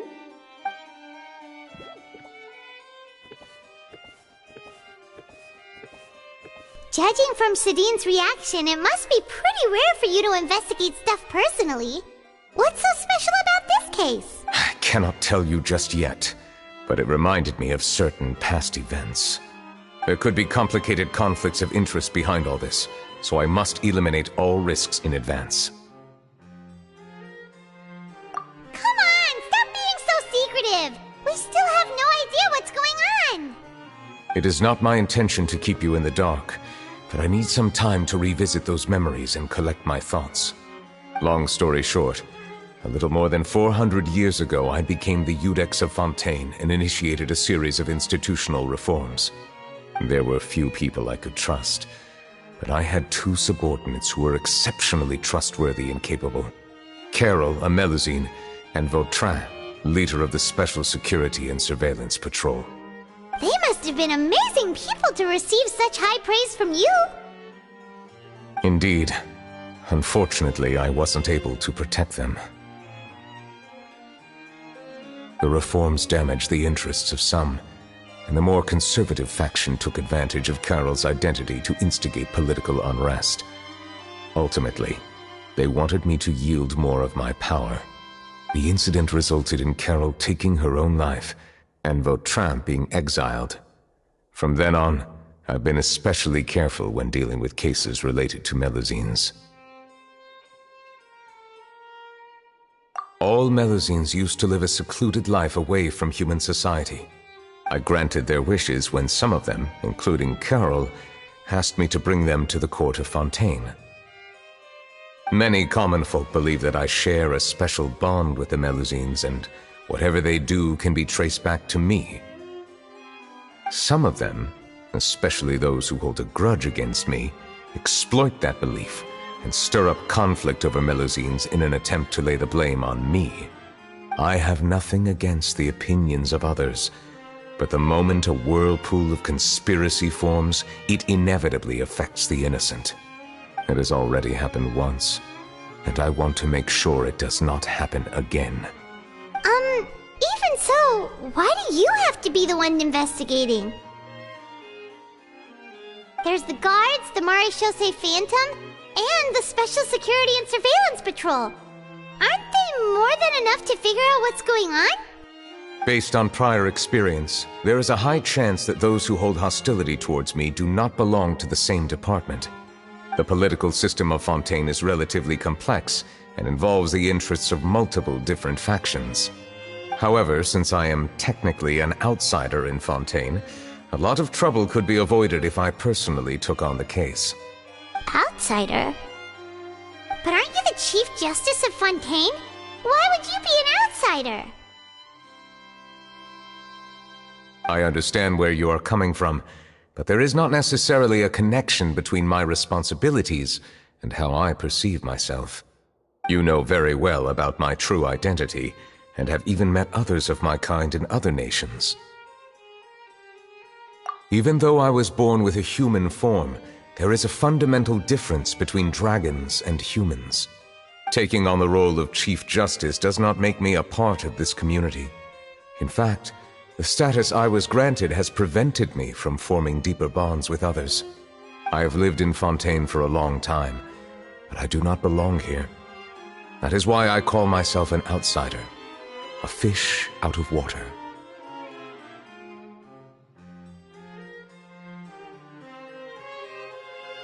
Yeah, we have nothing to do with all those organizations anyway. So how about we come with you on your investigation? Let's team up and round up all the bad guys lurking in the dark. That does not sound like a bad idea. I rarely investigate cases on my own, but with professionals like you around, I'm sure it will go a lot smoother. Oh, Paimon's starting to get a little embarrassed. Just leave it to us. Let us go. We should visit Kiara first and try to gain a better understanding of the situation.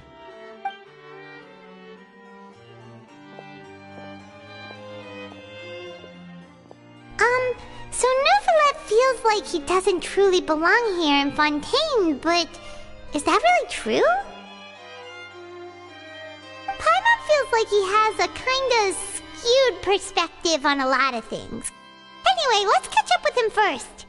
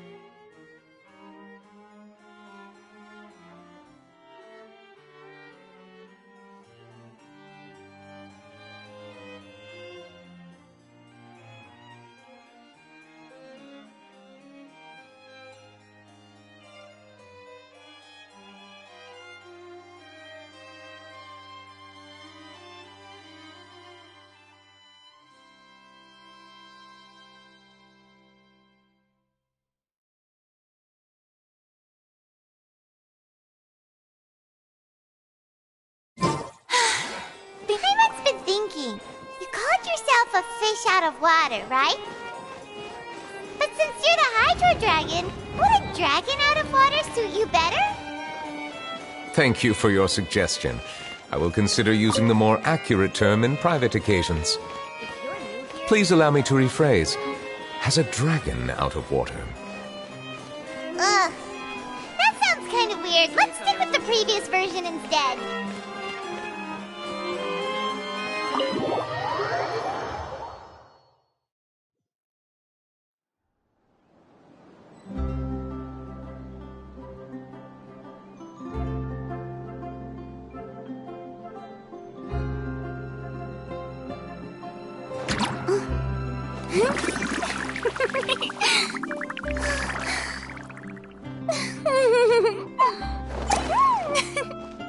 I have to keep an eye on the deployment of guards at all times.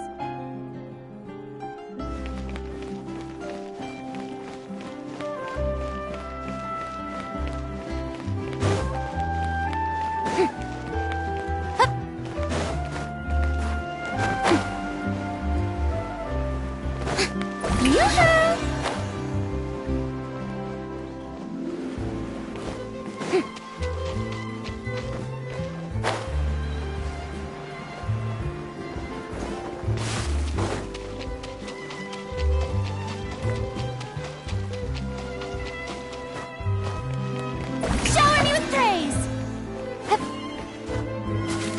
Yep.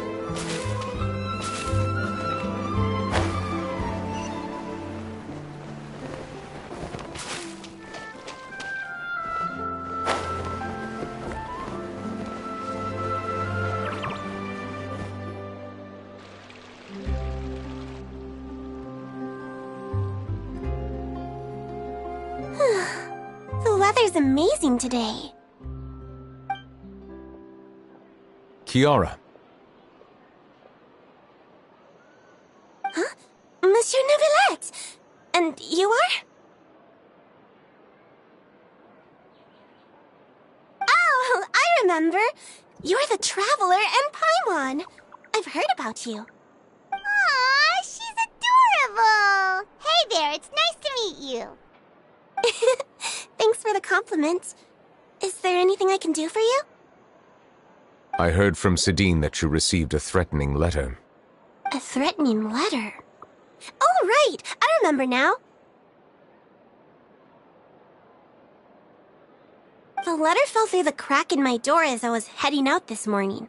It said something about catching me, so I thought someone wanted to play hide and seek. But Sidine told me it was a threatening letter, and that I could be in danger. But that's not gonna happen with everyone looking after me, right? Have you run into any suspicious-looking people recently? Suspicious-looking people? What counts as suspicious?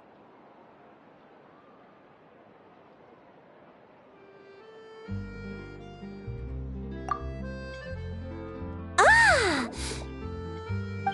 Did you think of something? Nope. I don't remember meeting anyone like that. Do you still have the letter with you? I want you to show me what it says. Oh, let's see. Found it!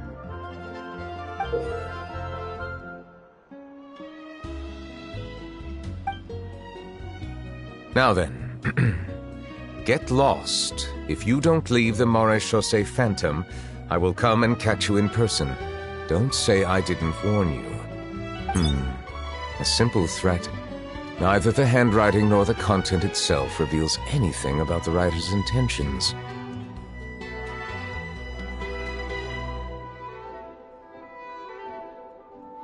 We can't rule out that possibility.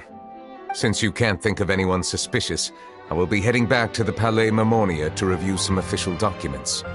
Kiara, you should come with us. It's safer if you stay close by. Sure!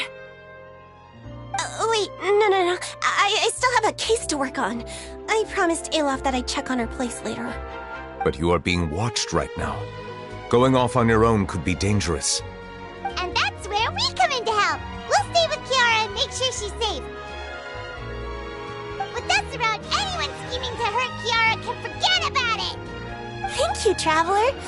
Big Sis Paimon.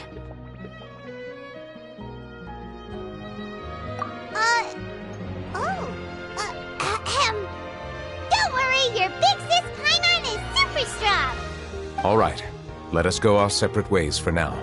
Please take care of Kiara. We'll take you to a lost place right away! See you around! So, Kiara, how old are you? Let me think. 1, 2, 10? I can't remember. But I remember coming to the Court of Fontaine with Carol and Neuvillette. That must have been a long time ago. Carol? Didn't Neuvillette mention her just now? That was more than 400 years ago.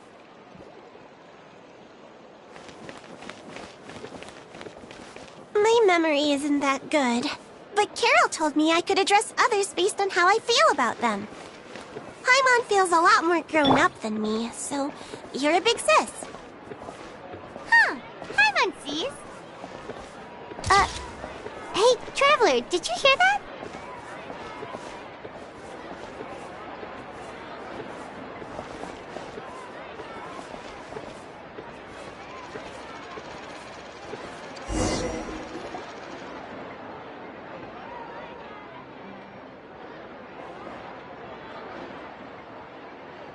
Strange.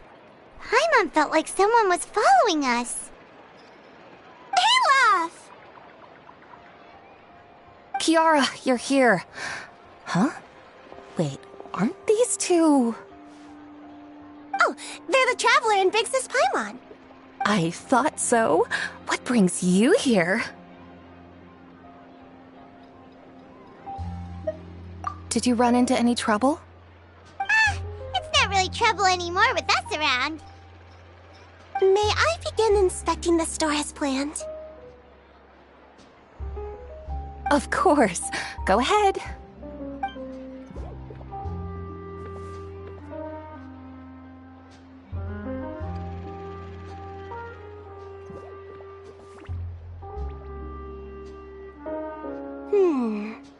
No hazards detected. You've cleared the inspection. Seems like the criminal from that case last month never set foot in here at all. That was quick. What were you inspecting? I took a look around the shop. Neuvillette says that us Melazines have special eyes that can see things people can't. Things like bloodstains. No matter how hard you try to clean them up, we Melazines can see the residual stains for some time. Pretty cool, huh? All right. Now that you're done inspecting, can we have a chat? Hear me out. I'm planning to release an outfit for children next month and wanted to hire you as my model. Is that okay with you? Of course! Is there anything I need to do? Please wait a moment while I take your measurements. The sample should be a perfect fit. Seems like they get along really well. Huh? What are you looking at? Is there really someone watching us? Shh! Let's sneak over and take a look.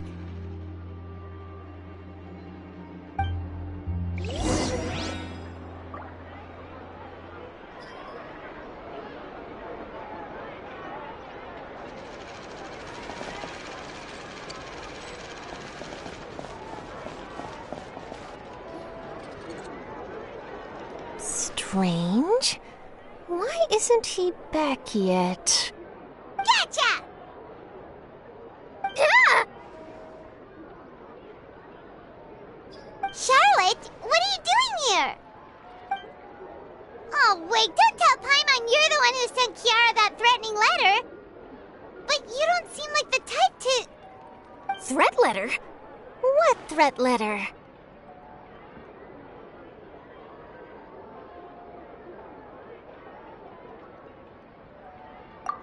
This is starting to feel like an interrogation. Okay, I'll be straight with you. I don't know the slightest thing about that threat letter you mentioned. I only wanted to follow Monsieur Neuvillette and request an interview with him. You want to interview him? That's right. I'm not the only one, you know. Interviewing him is every journalist's dream.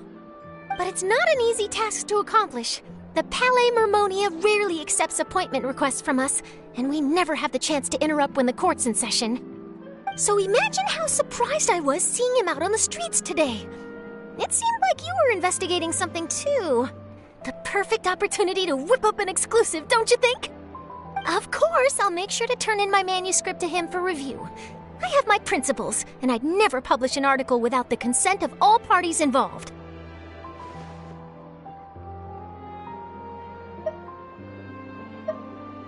Yeah, we're doing a secret investigation that can't be made public knowledge. I see. Well, if you say so, I guess I'll put this matter aside for now. Oh, what a shame. Chances like this don't come by very often, you know. In exchange, could you tell me what the threat letter is about? I swear I won't tell. All right, then.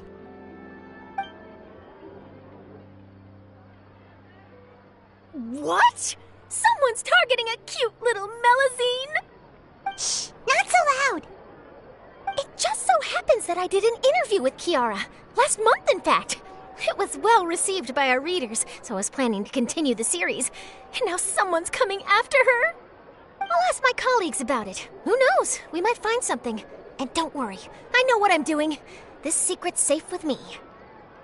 But I gotta warn you, even if I keep my lips sealed, others will know eventually. Why? People care a great deal about Monsieur Neuvrelet's each and every move. Some may have already realized that something was up.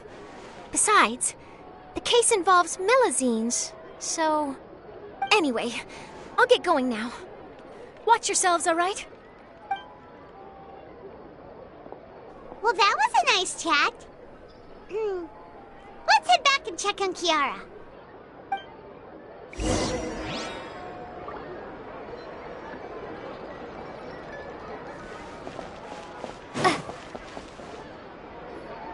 What do you think? The design looks pretty good, huh? I think it's great! Huh. It's very pretty indeed. Clorinde! What are you doing here? It seems that you just showed up out of nowhere. As I passed by the Palais Mermonia, I heard that Neuvrelet was investigating a case with you. Technically speaking, he and I are under an employer-employee relationship. It didn't feel right to have my employer personally take on such trivial cases. I happened to have some time at the moment, and came to take a look. I sometimes have my clothes custom-made at this boutique, in any case, so we always have a lot to talk about. Ah, Neuvrelet sure is lucky to have someone like you. Leave this to me. You should go meet up with Neuvrelet. Okay then, we'll leave Kiara in your hands. Come on, let's go find Neuvrelet.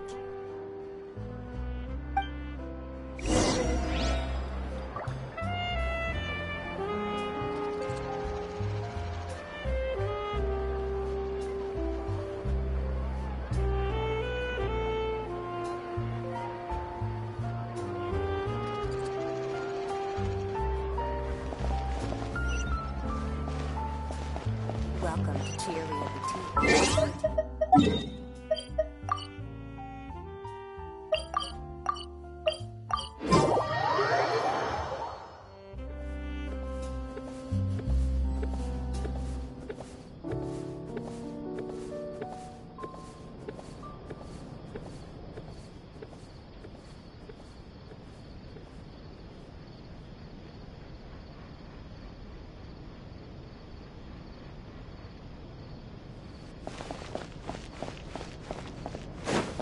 I have to keep an eye on the deployment of guards.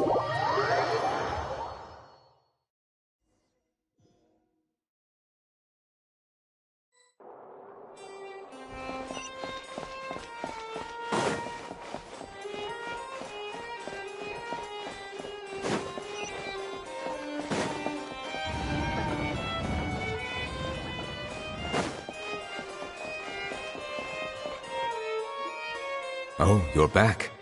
Is everything all right? We ran into Clorinde. She offered to help us protect Kiara.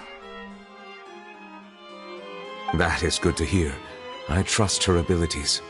It looks like Kiara is in good hands. We thought so too. Well, did you find any leads? I've been looking over the case records, specifically inspection reports submitted by Kiara and major cases I've judged over the past decade. I've come up with two plans. On one hand, I could start with Kiara and track down the group behind all this step by step.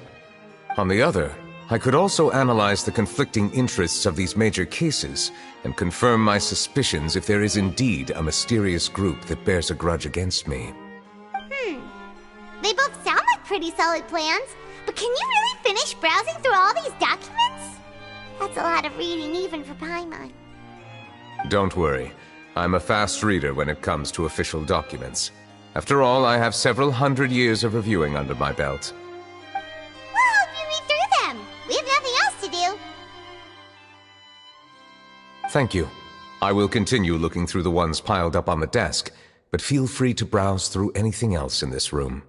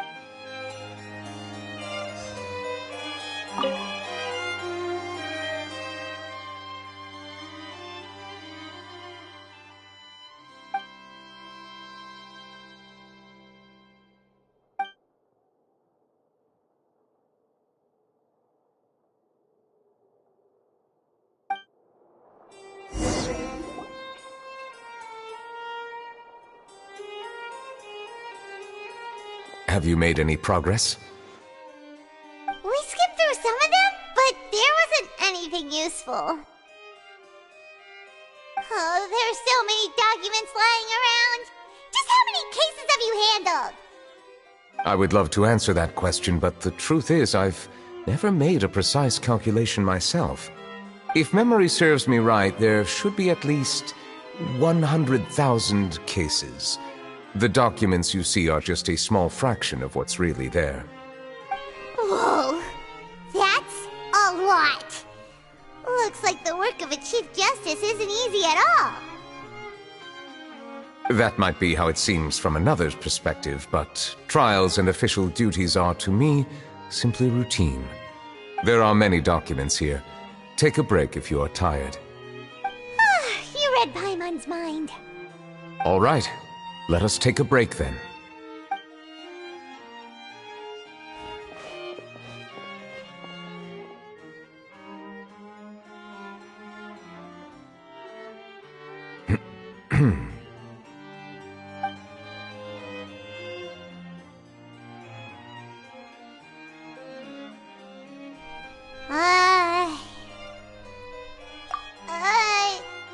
Even though resting is a part of taking a break, shouldn't we at least talk about something?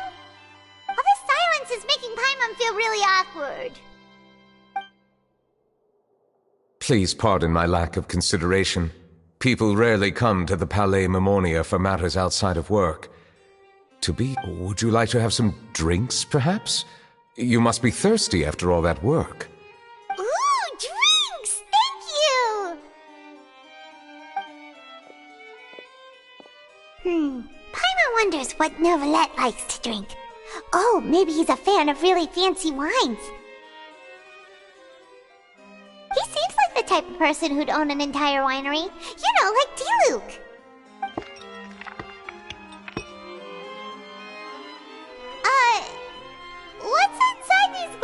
is. It looks just like water. An astute observation. It is indeed water. So it's just plain old water? What did you think it was? Since you're the Chief Justice and all, Paimon thought you'd prefer something more sophisticated. This water is indeed very special. It would not be an overstatement to call it sophisticated. Huh? I believe you've already tried Fonta. In fact, there are many other drink factories in Fontaine, including those that specialize in packaging pure drinking water. Said water is sourced from all across Tevat, including Mondstadt's Cider Lake, Liyue's Chintsa village, and Inazuma's Konda village. Here is one of their latest products, water from Sumeru's Apam Woods. If I were to comment on their mouthfeel, the waters of Cider Lake warm the heart, the waters of Chintsa village have a poignant touch, while one might call the waters of Konda village placid. Distinct differences exist between the waters of each area. You will appreciate their intricacies once you taste them carefully. Really? Let Paimon try!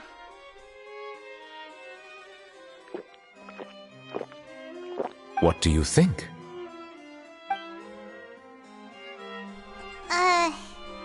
Nope. Paimon couldn't taste any difference at all. Isn't this just normal water? How regrettable. It seems like you still have a long way to go in refining your tastes. Hey, this doesn't have to do with refining our taste. Paimon's pretty sure most ordinary people can't tell the difference. How did you do it anyway? Oh, could it be because you're the Hydro Dragon?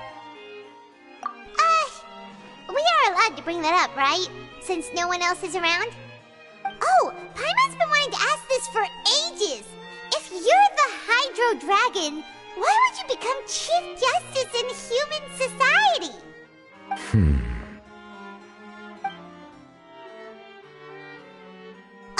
Sorry. Paimon was just curious. You don't have to answer. There's nothing to hide. I was simply organizing my thoughts. I accepted this position because I wanted to seek out answers to questions that have perplexed me. Questions? Are there really things you can't figure out? Many, in fact. But the one question that puzzles me the most concerns my own existence. In essence, I neither know why I was born in this form, nor do I understand where my long life should take me. For a long time, my memory was rather incomplete. With regard to the primordial sea, for example, I used to only be able to vaguely recall its connection to me, but I was unaware of what that connection was exactly. Perhaps the elemental dragons of other nations may have some form of an answer. However, they are scattered across all of Tevat. Abruptly visiting could very well pose an unpredictable risk. True. Some of them have very unique personalities, too. I have been holding on to these unanswered questions for a long time. But there is one thing I've discovered along the way. My emotions easily resonate with those of others. Even I don't have the slightest idea what they mean. My guess would be that there are at least some similarities between humans and myself.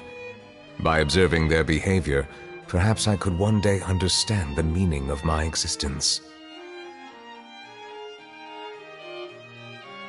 Have you made any progress then? Perhaps, but I find such progress difficult to describe. As an outsider, chances to engage in meaningful interactions with others are few and far between. That's why I'm quite thankful for this chat. Such opportunities are rare. Alas, time is limited. We should move on with our investigation. Are we gonna continue reading these documents? Paimon's getting dizzy already. I wasn't able to find any leads even after browsing through most of the documents. But while we were on the topic of water a moment ago, another idea came to me. Water? Do you mean... That's right. The Fountain of Lucine is where all of Fontaine's waters converge. It is the vessel of countless memories and emotions. If there really were an organization attempting to use Melusines against me, they should also hold an intense resentment towards me. Perhaps we'll be able to find some new leads by sensing the hydro element within the fountain. Huh. Why didn't Paimon think of that? Come on, let's go take a look! Perhaps we should go. There shouldn't be too many people near the Fountain of Lucine during the evening.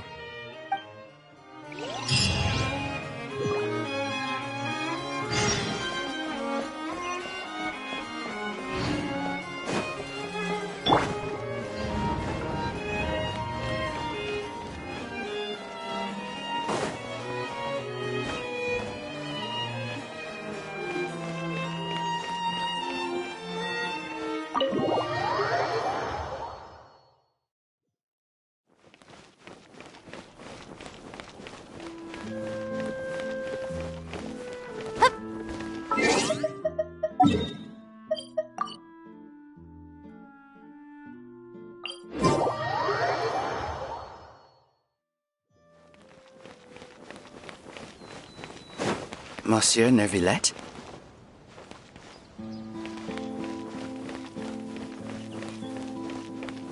I probably shouldn't disturb them.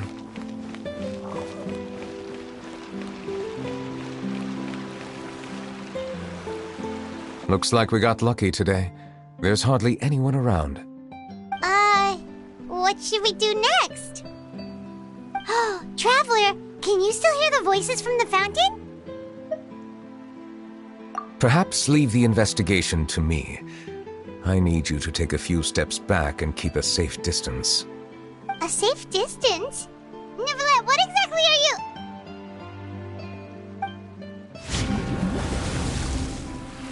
Whoa, it's glowing!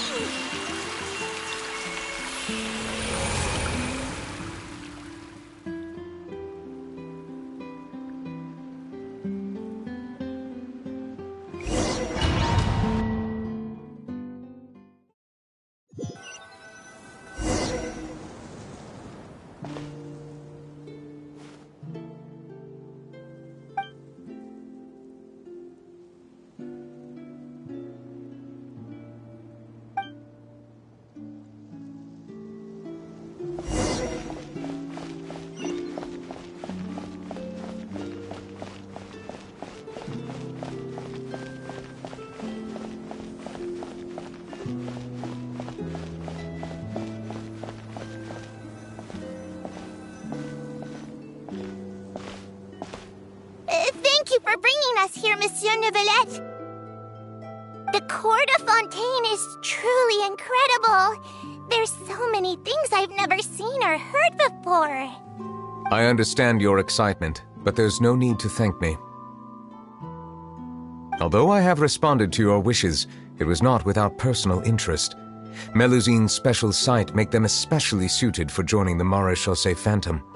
I'm certain you'll become an indispensable part of Fontaine's detective force. I know, but I'm really glad to be of help. Not only can I repay you for your kindness, but also, it feels like my life has become a lot more meaningful. But a meaningful life also comes with its risks. It's definitely the safest to just stay in the village, but I want to see the outside world nonetheless. In truth, I've never really understood the purpose of my existence, or what I'm capable of contributing to this world. For almost 20 years, we've stayed in our village without finding any answers. That's why we wanted to leave our village and look for the meaning of our existence elsewhere. I understand your confusion. In fact, I feel the same way. I too came here for an answer to my questions about my own existence. Really? Could you tell us what we should do to fit in as you did? The truth is, many people threw rocks at us today and told us to go back to our village. It hurt a lot when they hit me in the head, and I tried really hard not to cry. Logically speaking, both time and effort are essential when different species attempt to peacefully coexist. It will be a difficult road ahead, with countless obstacles to overcome. Different identities and ways of thinking all contribute to strengthening the barrier between one another. Removing it will be no easy feat. There aren't many suggestions I can share, because just like you, I haven't fully integrated into this society. Despite my social status, I am still an outsider. Oh, I see. Let's all do our best then. I'm confident that we'll find the meaning of our existence one day.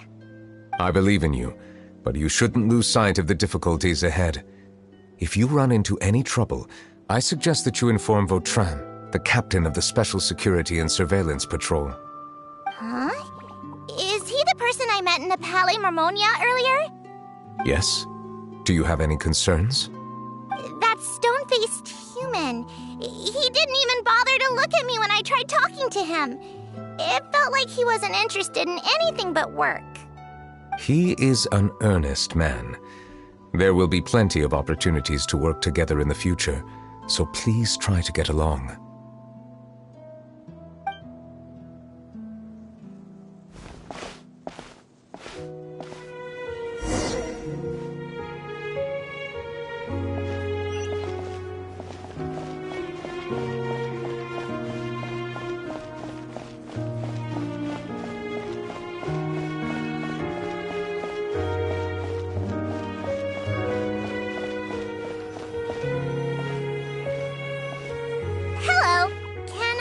Anything.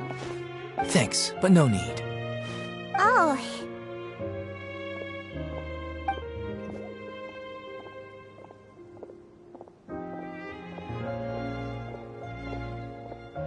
Hello, I'm Carol, a Melazine. Is there anything you need help with? Get away from here! I'm calling the guards. Please, calm down. I don't mean to cause any harm. Hard to say. Yeah, we should probably stay away from these monsters. Haven't you realized? Strange incidents have been increasing ever since they came. Why should we trust this species from who knows where anyway? I can't believe Nervilet allowed them into the court of Fontaine just like that. Exactly. That so-called Chief Justice even granted them official positions. Not only that, but they're now responsible for investigating cases as well. I swear, there's some hidden agenda at play here. Go away! Quit acting innocent! I'm not leaving! I won't let you say bad stuff about him! We joined the Maréchaussée Phantom and solved lots and lots of cases. We've never done anything wrong. Solving cases? With Nervilet in cahoots with you? You could have fabricated it all, and no one would know! So tell me, how can you guarantee that you Melazines aren't involved in anything that occurred recently? Didn't I tell you before? Don't go advertising if you're not a good talker. Vautrin? Aside from spreading unjustified rumors, if you continue insulting members of the Maréchaussée Phantom, the Special Security and Surveillance Patrol has every right to subject you to interrogation. There have indeed been an increase in cases recently, perhaps due to the shifting currents of conspiracy, and I understand your concern. However, there's been no evidence pointing towards Melazines being involved. Even the captain of the security patrol is on their side. Nervilet's newly reformed police force is already corrupt to the core. How can two completely different species possibly coexist? You heard that? Yeah. I don't understand. Why won't anyone believe us? There have been rumors saying that you were born from calamity, and that you inherently bring danger to those around you. There are countless negative rumors about you floating around in Fontaine. It's near impossible for you to become a part of this society. Best if you give up before it's too late. Monsieur Nervilet said that we needed to put both time and effort in. I don't know how long it'll take, but I can at least try making my best effort. I still want to try a little harder. Thank you for bailing me out earlier. Okay, I won't be taking any more of your time. I painted a lot of flyers last night, so I have to stay and hand them out to everyone. Give them to me. You're not gonna take them away, right? We'll hand them out together. The faster we get this done, the sooner we can head back.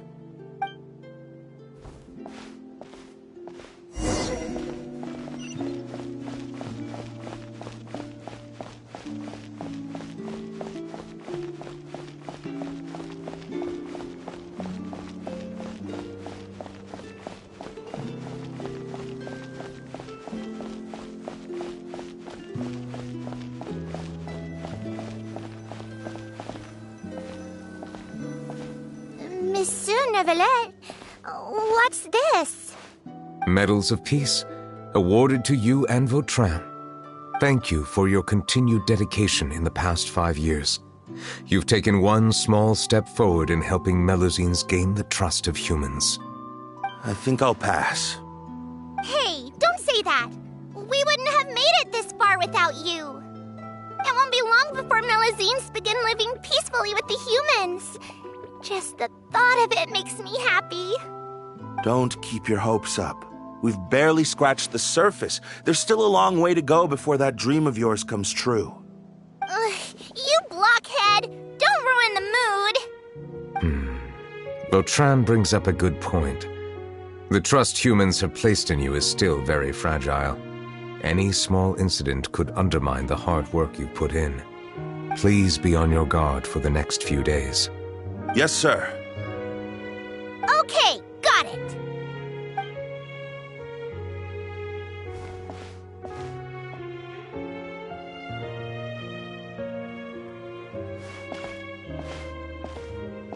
Medal of Peace? Peace isn't going to give us back what's rightfully ours. Are you sure we should do this? We're no match for Neuvillette, even with all our powers combined. What if... Nah, not gonna happen. As long as he remains in his position, there's no chance he'd take us out personally. There are rules even he must comply with in the political sphere, unless he wants to become an enemy of Fontaine. So quit worrying and just go ahead with it. I've already planned out the murder. Once we lay the blame on the Melusines as the person who brought them to the court of Fontaine, Neuvillette will be left with no excuse. I guess you're right. Ugh. If he just left things the way they were, it never would have come to this. But he's forced our hand.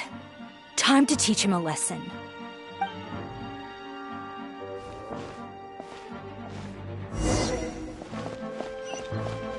Turn the murderer in!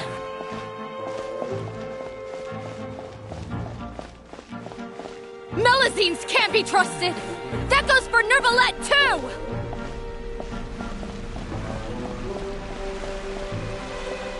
Peaceful coexistence? What a joke!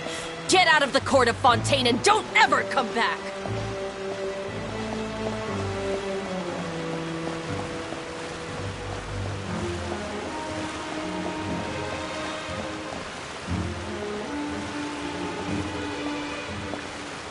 The results of the investigation are in, Captain Vautrin.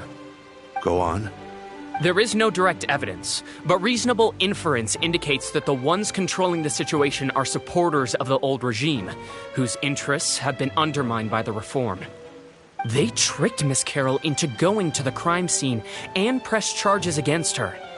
After that, they incited panic among the people in order to make Monsieur Neuvillette confess to his mistakes and yield up power. The guards were stopped by the enraged mob and couldn't intervene in time. Miss Carroll chose to sacrifice herself to pacify the situation. And she called me a blockhead. A little investigation would have cleared things up. Why didn't she wait until we'd established the truth? She didn't have to prove her innocence like that. The situation had rapidly escalated to a physical altercation between infuriated citizens and the guards. Miss Carroll might have thought there was no better plan. That is indeed something she'd do. Captain Vautrin, should I present these results to Monsieur Neuvillette right away? There's no need. Notify the guards to restrict public access to all information. Restrict access to... Wait, are you planning to... There's something I've never told Carol.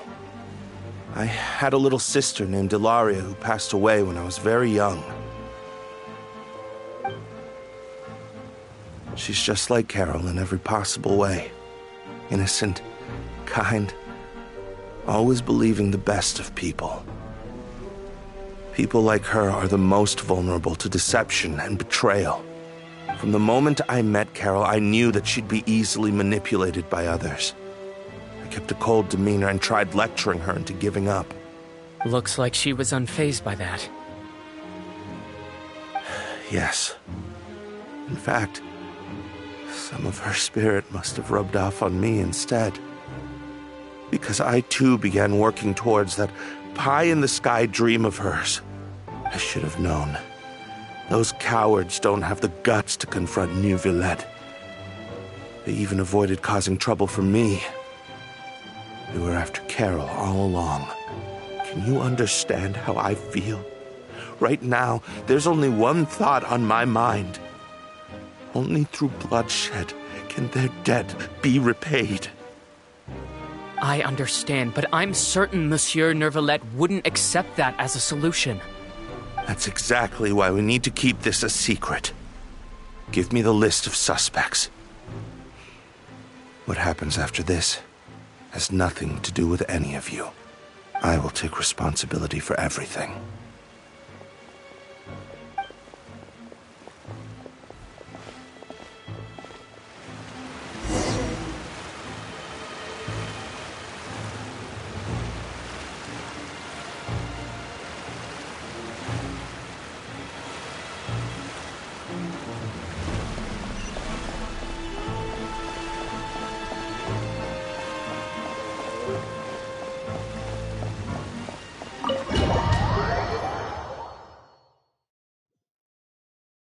Did you know? They're hearing a major case today, and the criminal is Captain Vautrin of the Special Security and Surveillance Patrol. Apparently, he resorted to personal measures to seek revenge for Carol and settled the score with the group that framed his friend. Hey, why aren't you saying anything? I'm thinking... we should try our best to bail him out when the trial commences. Bail him out? Why? Shh, keep it down! Haven't you realized? Both Vautrin and Carol are Nervillette's most trusted subordinates. After everything that happened to Carol, Nervillette's guaranteed to do everything he can to keep Vautrin around. Besides, now that the old regime has been uprooted, Nervillette's status is secure as can be. As long as we redirect public opinion, Nervillette will be able to give Vautrin a reprieve. The benefits are endless. Vautrin sought vengeance for his friend for a valid cause. This represents the justice he upholds. Please think about it. If the same thing had happened to you, wouldn't you feel the same way he did? Yeah, that's right! This whole thing started because of those despicable cowards who levied false accusations against Carol. How could Vautrin be declared guilty for seeking revenge? Monsieur Neuvillette. Mr. Vautrin is innocent! He's innocent! Order! I acknowledge your arguments. Vautrin, your revenge could be seen as a form of justice. I understand your decision, which is why I cannot help but feel regret and even grief about the judgment I must now impose. Personal justice does not equate to justice as defined by the law. To execute your plan for revenge, you abused your authority and conducted informal executions. Your actions have thus violated the law. Therefore, you will be declared guilty. What? That can't be! Monsieur Nervillette, please give this a little more thought. He has done so much for Fontaine. Vautrin, my friend, is there anything else you want to say? Neuvillette, what have I done to deserve this? I've closely followed every one of your orders. Can't you see? Everyone in this room believes that I'm innocent. Why can't you just let me off? Is this what justice means to you? Answer me, Neuvillette! Order. Since there have been no further objections, the Oratrice will now deliver the final verdict regarding the charges against Mr. Vautrin. According to the judgment of the Oratrice Mécanique d'Analyse Cardinal, Mr. Vautrin will be declared guilty.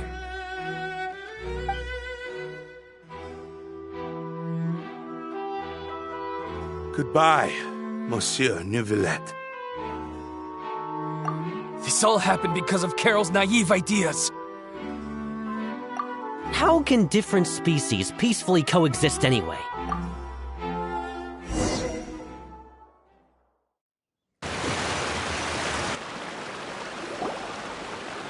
Hey, stop spacing out! What's wrong? Are you not feeling well?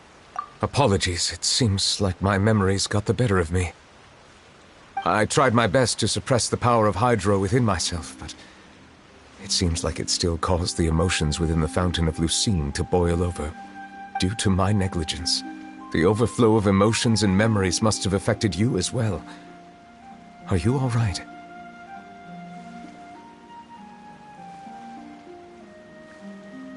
Wow. The Hydro Dragon is more powerful than Paimon thought. Anyways, the last time we came here, the Traveler only heard voices from the Fountain of Lucine. No emotions boiling over or anything. It is as you said. This might be because I am different. It is not only the fountain. I can sense emotions from all waters in Fontaine. Rivers, lakes, and even the rain. That sounds awesome! But I rarely ever do anything like this. Emotions carried by water are always chaotic and disconnected. As an outsider, having my mind occupied with irrelevant memories isn't exactly a pleasant experience.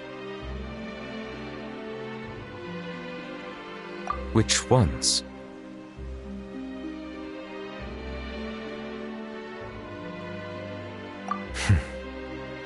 It's fine. I prefer not to speak of those memories. That does not mean I am deliberately hiding them. It was a coincidence, but perhaps it is a good thing that you saw everything in that form. You should now understand why I believe there to be a conspiracy behind all this. These two cases are much too similar. I felt like I needed to do something. Paimon's starting to lose track of what you're saying. Don't leave Paimon out of the conversation. Paimon wants to help too. Then let us get back to the point. While I was investigating the fountain, I discovered something strange. I did not sense too much hatred towards me within its accumulated emotions. I don't know what caused this to happen, but it seems like there won't be a shortcut to finding the organization that may be pulling the strings here. However, I did find some resentment directed towards Kiara. If I remember correctly, it seemed to be related to a smuggling case. Oh! Didn't we read about that in one of the documents? You've read about it? In that case, the resentment should have come from that incident. Huh? What are you doing here? I was just about to look for you at the Palais Mermonia. Navia! Nice to see you again! Is there something we can help with? I've heard some things, but I'm not purposely asking around or anything. Don't worry. Rumors are abroad that someone's scheming against Melusines, and that you're investigating the case. So I told the Spina di Rosula to keep an eye out for leads. We've had unfamiliar faces showing themselves at the Fleuve Cendre lately. Maybe you'll find the suspects among them. Thank you. Where did you hear about all this? The Chief Justice out on investigation, accompanied by the Traveler from afar. No matter how you conceal your whereabouts, there will be countless eyes watching you. You talked to Kiara, but didn't ask her to keep things secret. People curious to know asked around for information, then it was only a matter of time before word of the threatening letter spread all across Fontaine. So that's what Charlotte meant. Indeed. I did not expect that this could be kept hidden for too long, but the rumors still spread faster than I imagined. could be because you attract more attention than you think. Anyway, any progress with the investigation? The suspects who threatened Kiara might have to do with a certain smuggling case, but it is still uncertain if there is in fact another party behind all this. We are planning to return to the Palais Marmonia to revisit some details and identify the senders of that threatening letter. All right, then I'll round up the Spina di Rosula and follow up on their progress. Wait for my word. Ta-ta! Neverlet, do you think there'll be any problems now that the word is out? I have already considered that possibility, and I do not think that there will be any. As a matter of fact, once the word gets out, no one would dare to harm Kiara in broad daylight. What is more important is how the case is perceived by the public. 400 years ago, they chose to side with the old regime and direct their resentment towards the Melusines. I hope the same won't happen again. Let us head back to the Palais.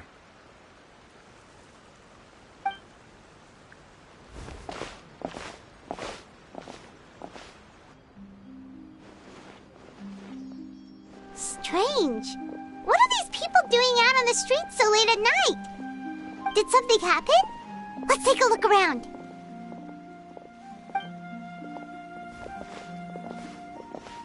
Have you heard? Someone's plotting against a Melusine. This is 100% the truth. Even the Chief Justice is investigating in person. What? That's it! Who's been threatening Melusines?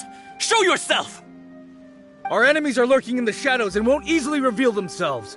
But no amount of hiding will keep us from finding them. That's exactly what I wanted to say. The guards have already begun to take action. We can't just stand by and watch.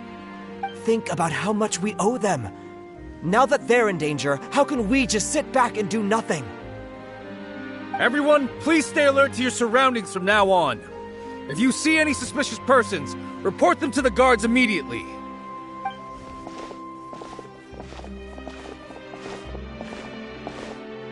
It feels like you've been following me this whole time.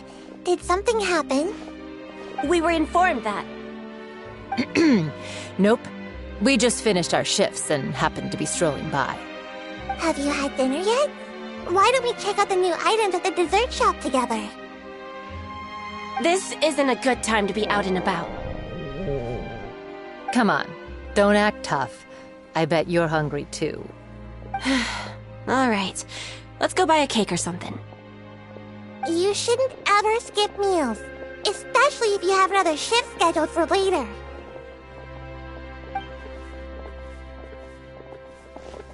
I heard even Nervilette's keeping an eye on the situation. This is the perfect chance to get promoted. We gotta make sure we give it all we've got. Seriously? Were you planning to shirk your duties if Nervilette wasn't involved? Relax, I was just playing. We've worked together for years now. If something happened to them, I'd be haunted by regret for the rest of my life. That's more like it. We should stand guard until the criminal has been caught. Come and fight me instead, you cowards! Have you heard? Even the Special Patrol came to help. Shh, look. Isn't that Nervilette? I think he's looking at us. Looks like there's nothing to worry about. This is truly wonderful. So, wanna go over and say hi? No, I should stay where I am. My appearance could give rise to unnecessary commotion. Let us stick to our plan and return to the Palais Marmonia. The faster we uncover the truth, the better.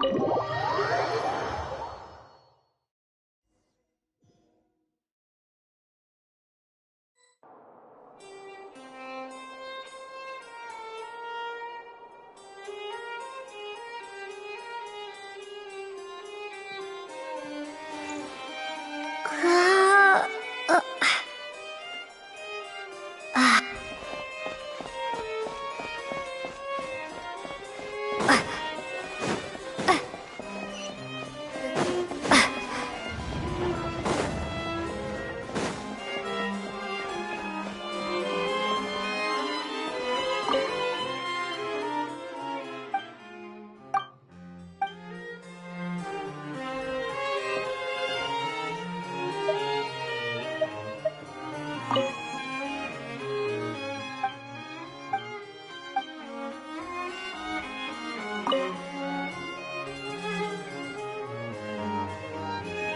smuggling case was solved by the joint forces of the guards and the Maréchaussée Phantom. This is the one. The list of involved suspects should be... Ah, found it. What does it say? The principal offenders Domenico, Inica, Yuna, and others have been caught. They have been sent to the fortress of Meropide following trial. Those with close connections or mutual interests with the offenders but who did not participate in the case will not stand trial. Among them, surveillance of Essin has ceased on account of his good behavior. All other personnel remain on our watch list. So many names. Is the one who sent that threatening letter to Kiara on the list? Yes, there is something suspicious about Essin, to be precise. It seems like he's closely related to the core members of the smuggling case, and he moves around without much restriction. Monsieur Neuvillette, someone claiming to be from the Spina Durasula just checked in with us. He said, and I quote, "We have located the suspect. They're chatting at the cafe." Huh? How did Navia find them so quickly? We've only just figured out the suspect's name. I too am perplexed. The cafe isn't too far from here. We should head over and take a look.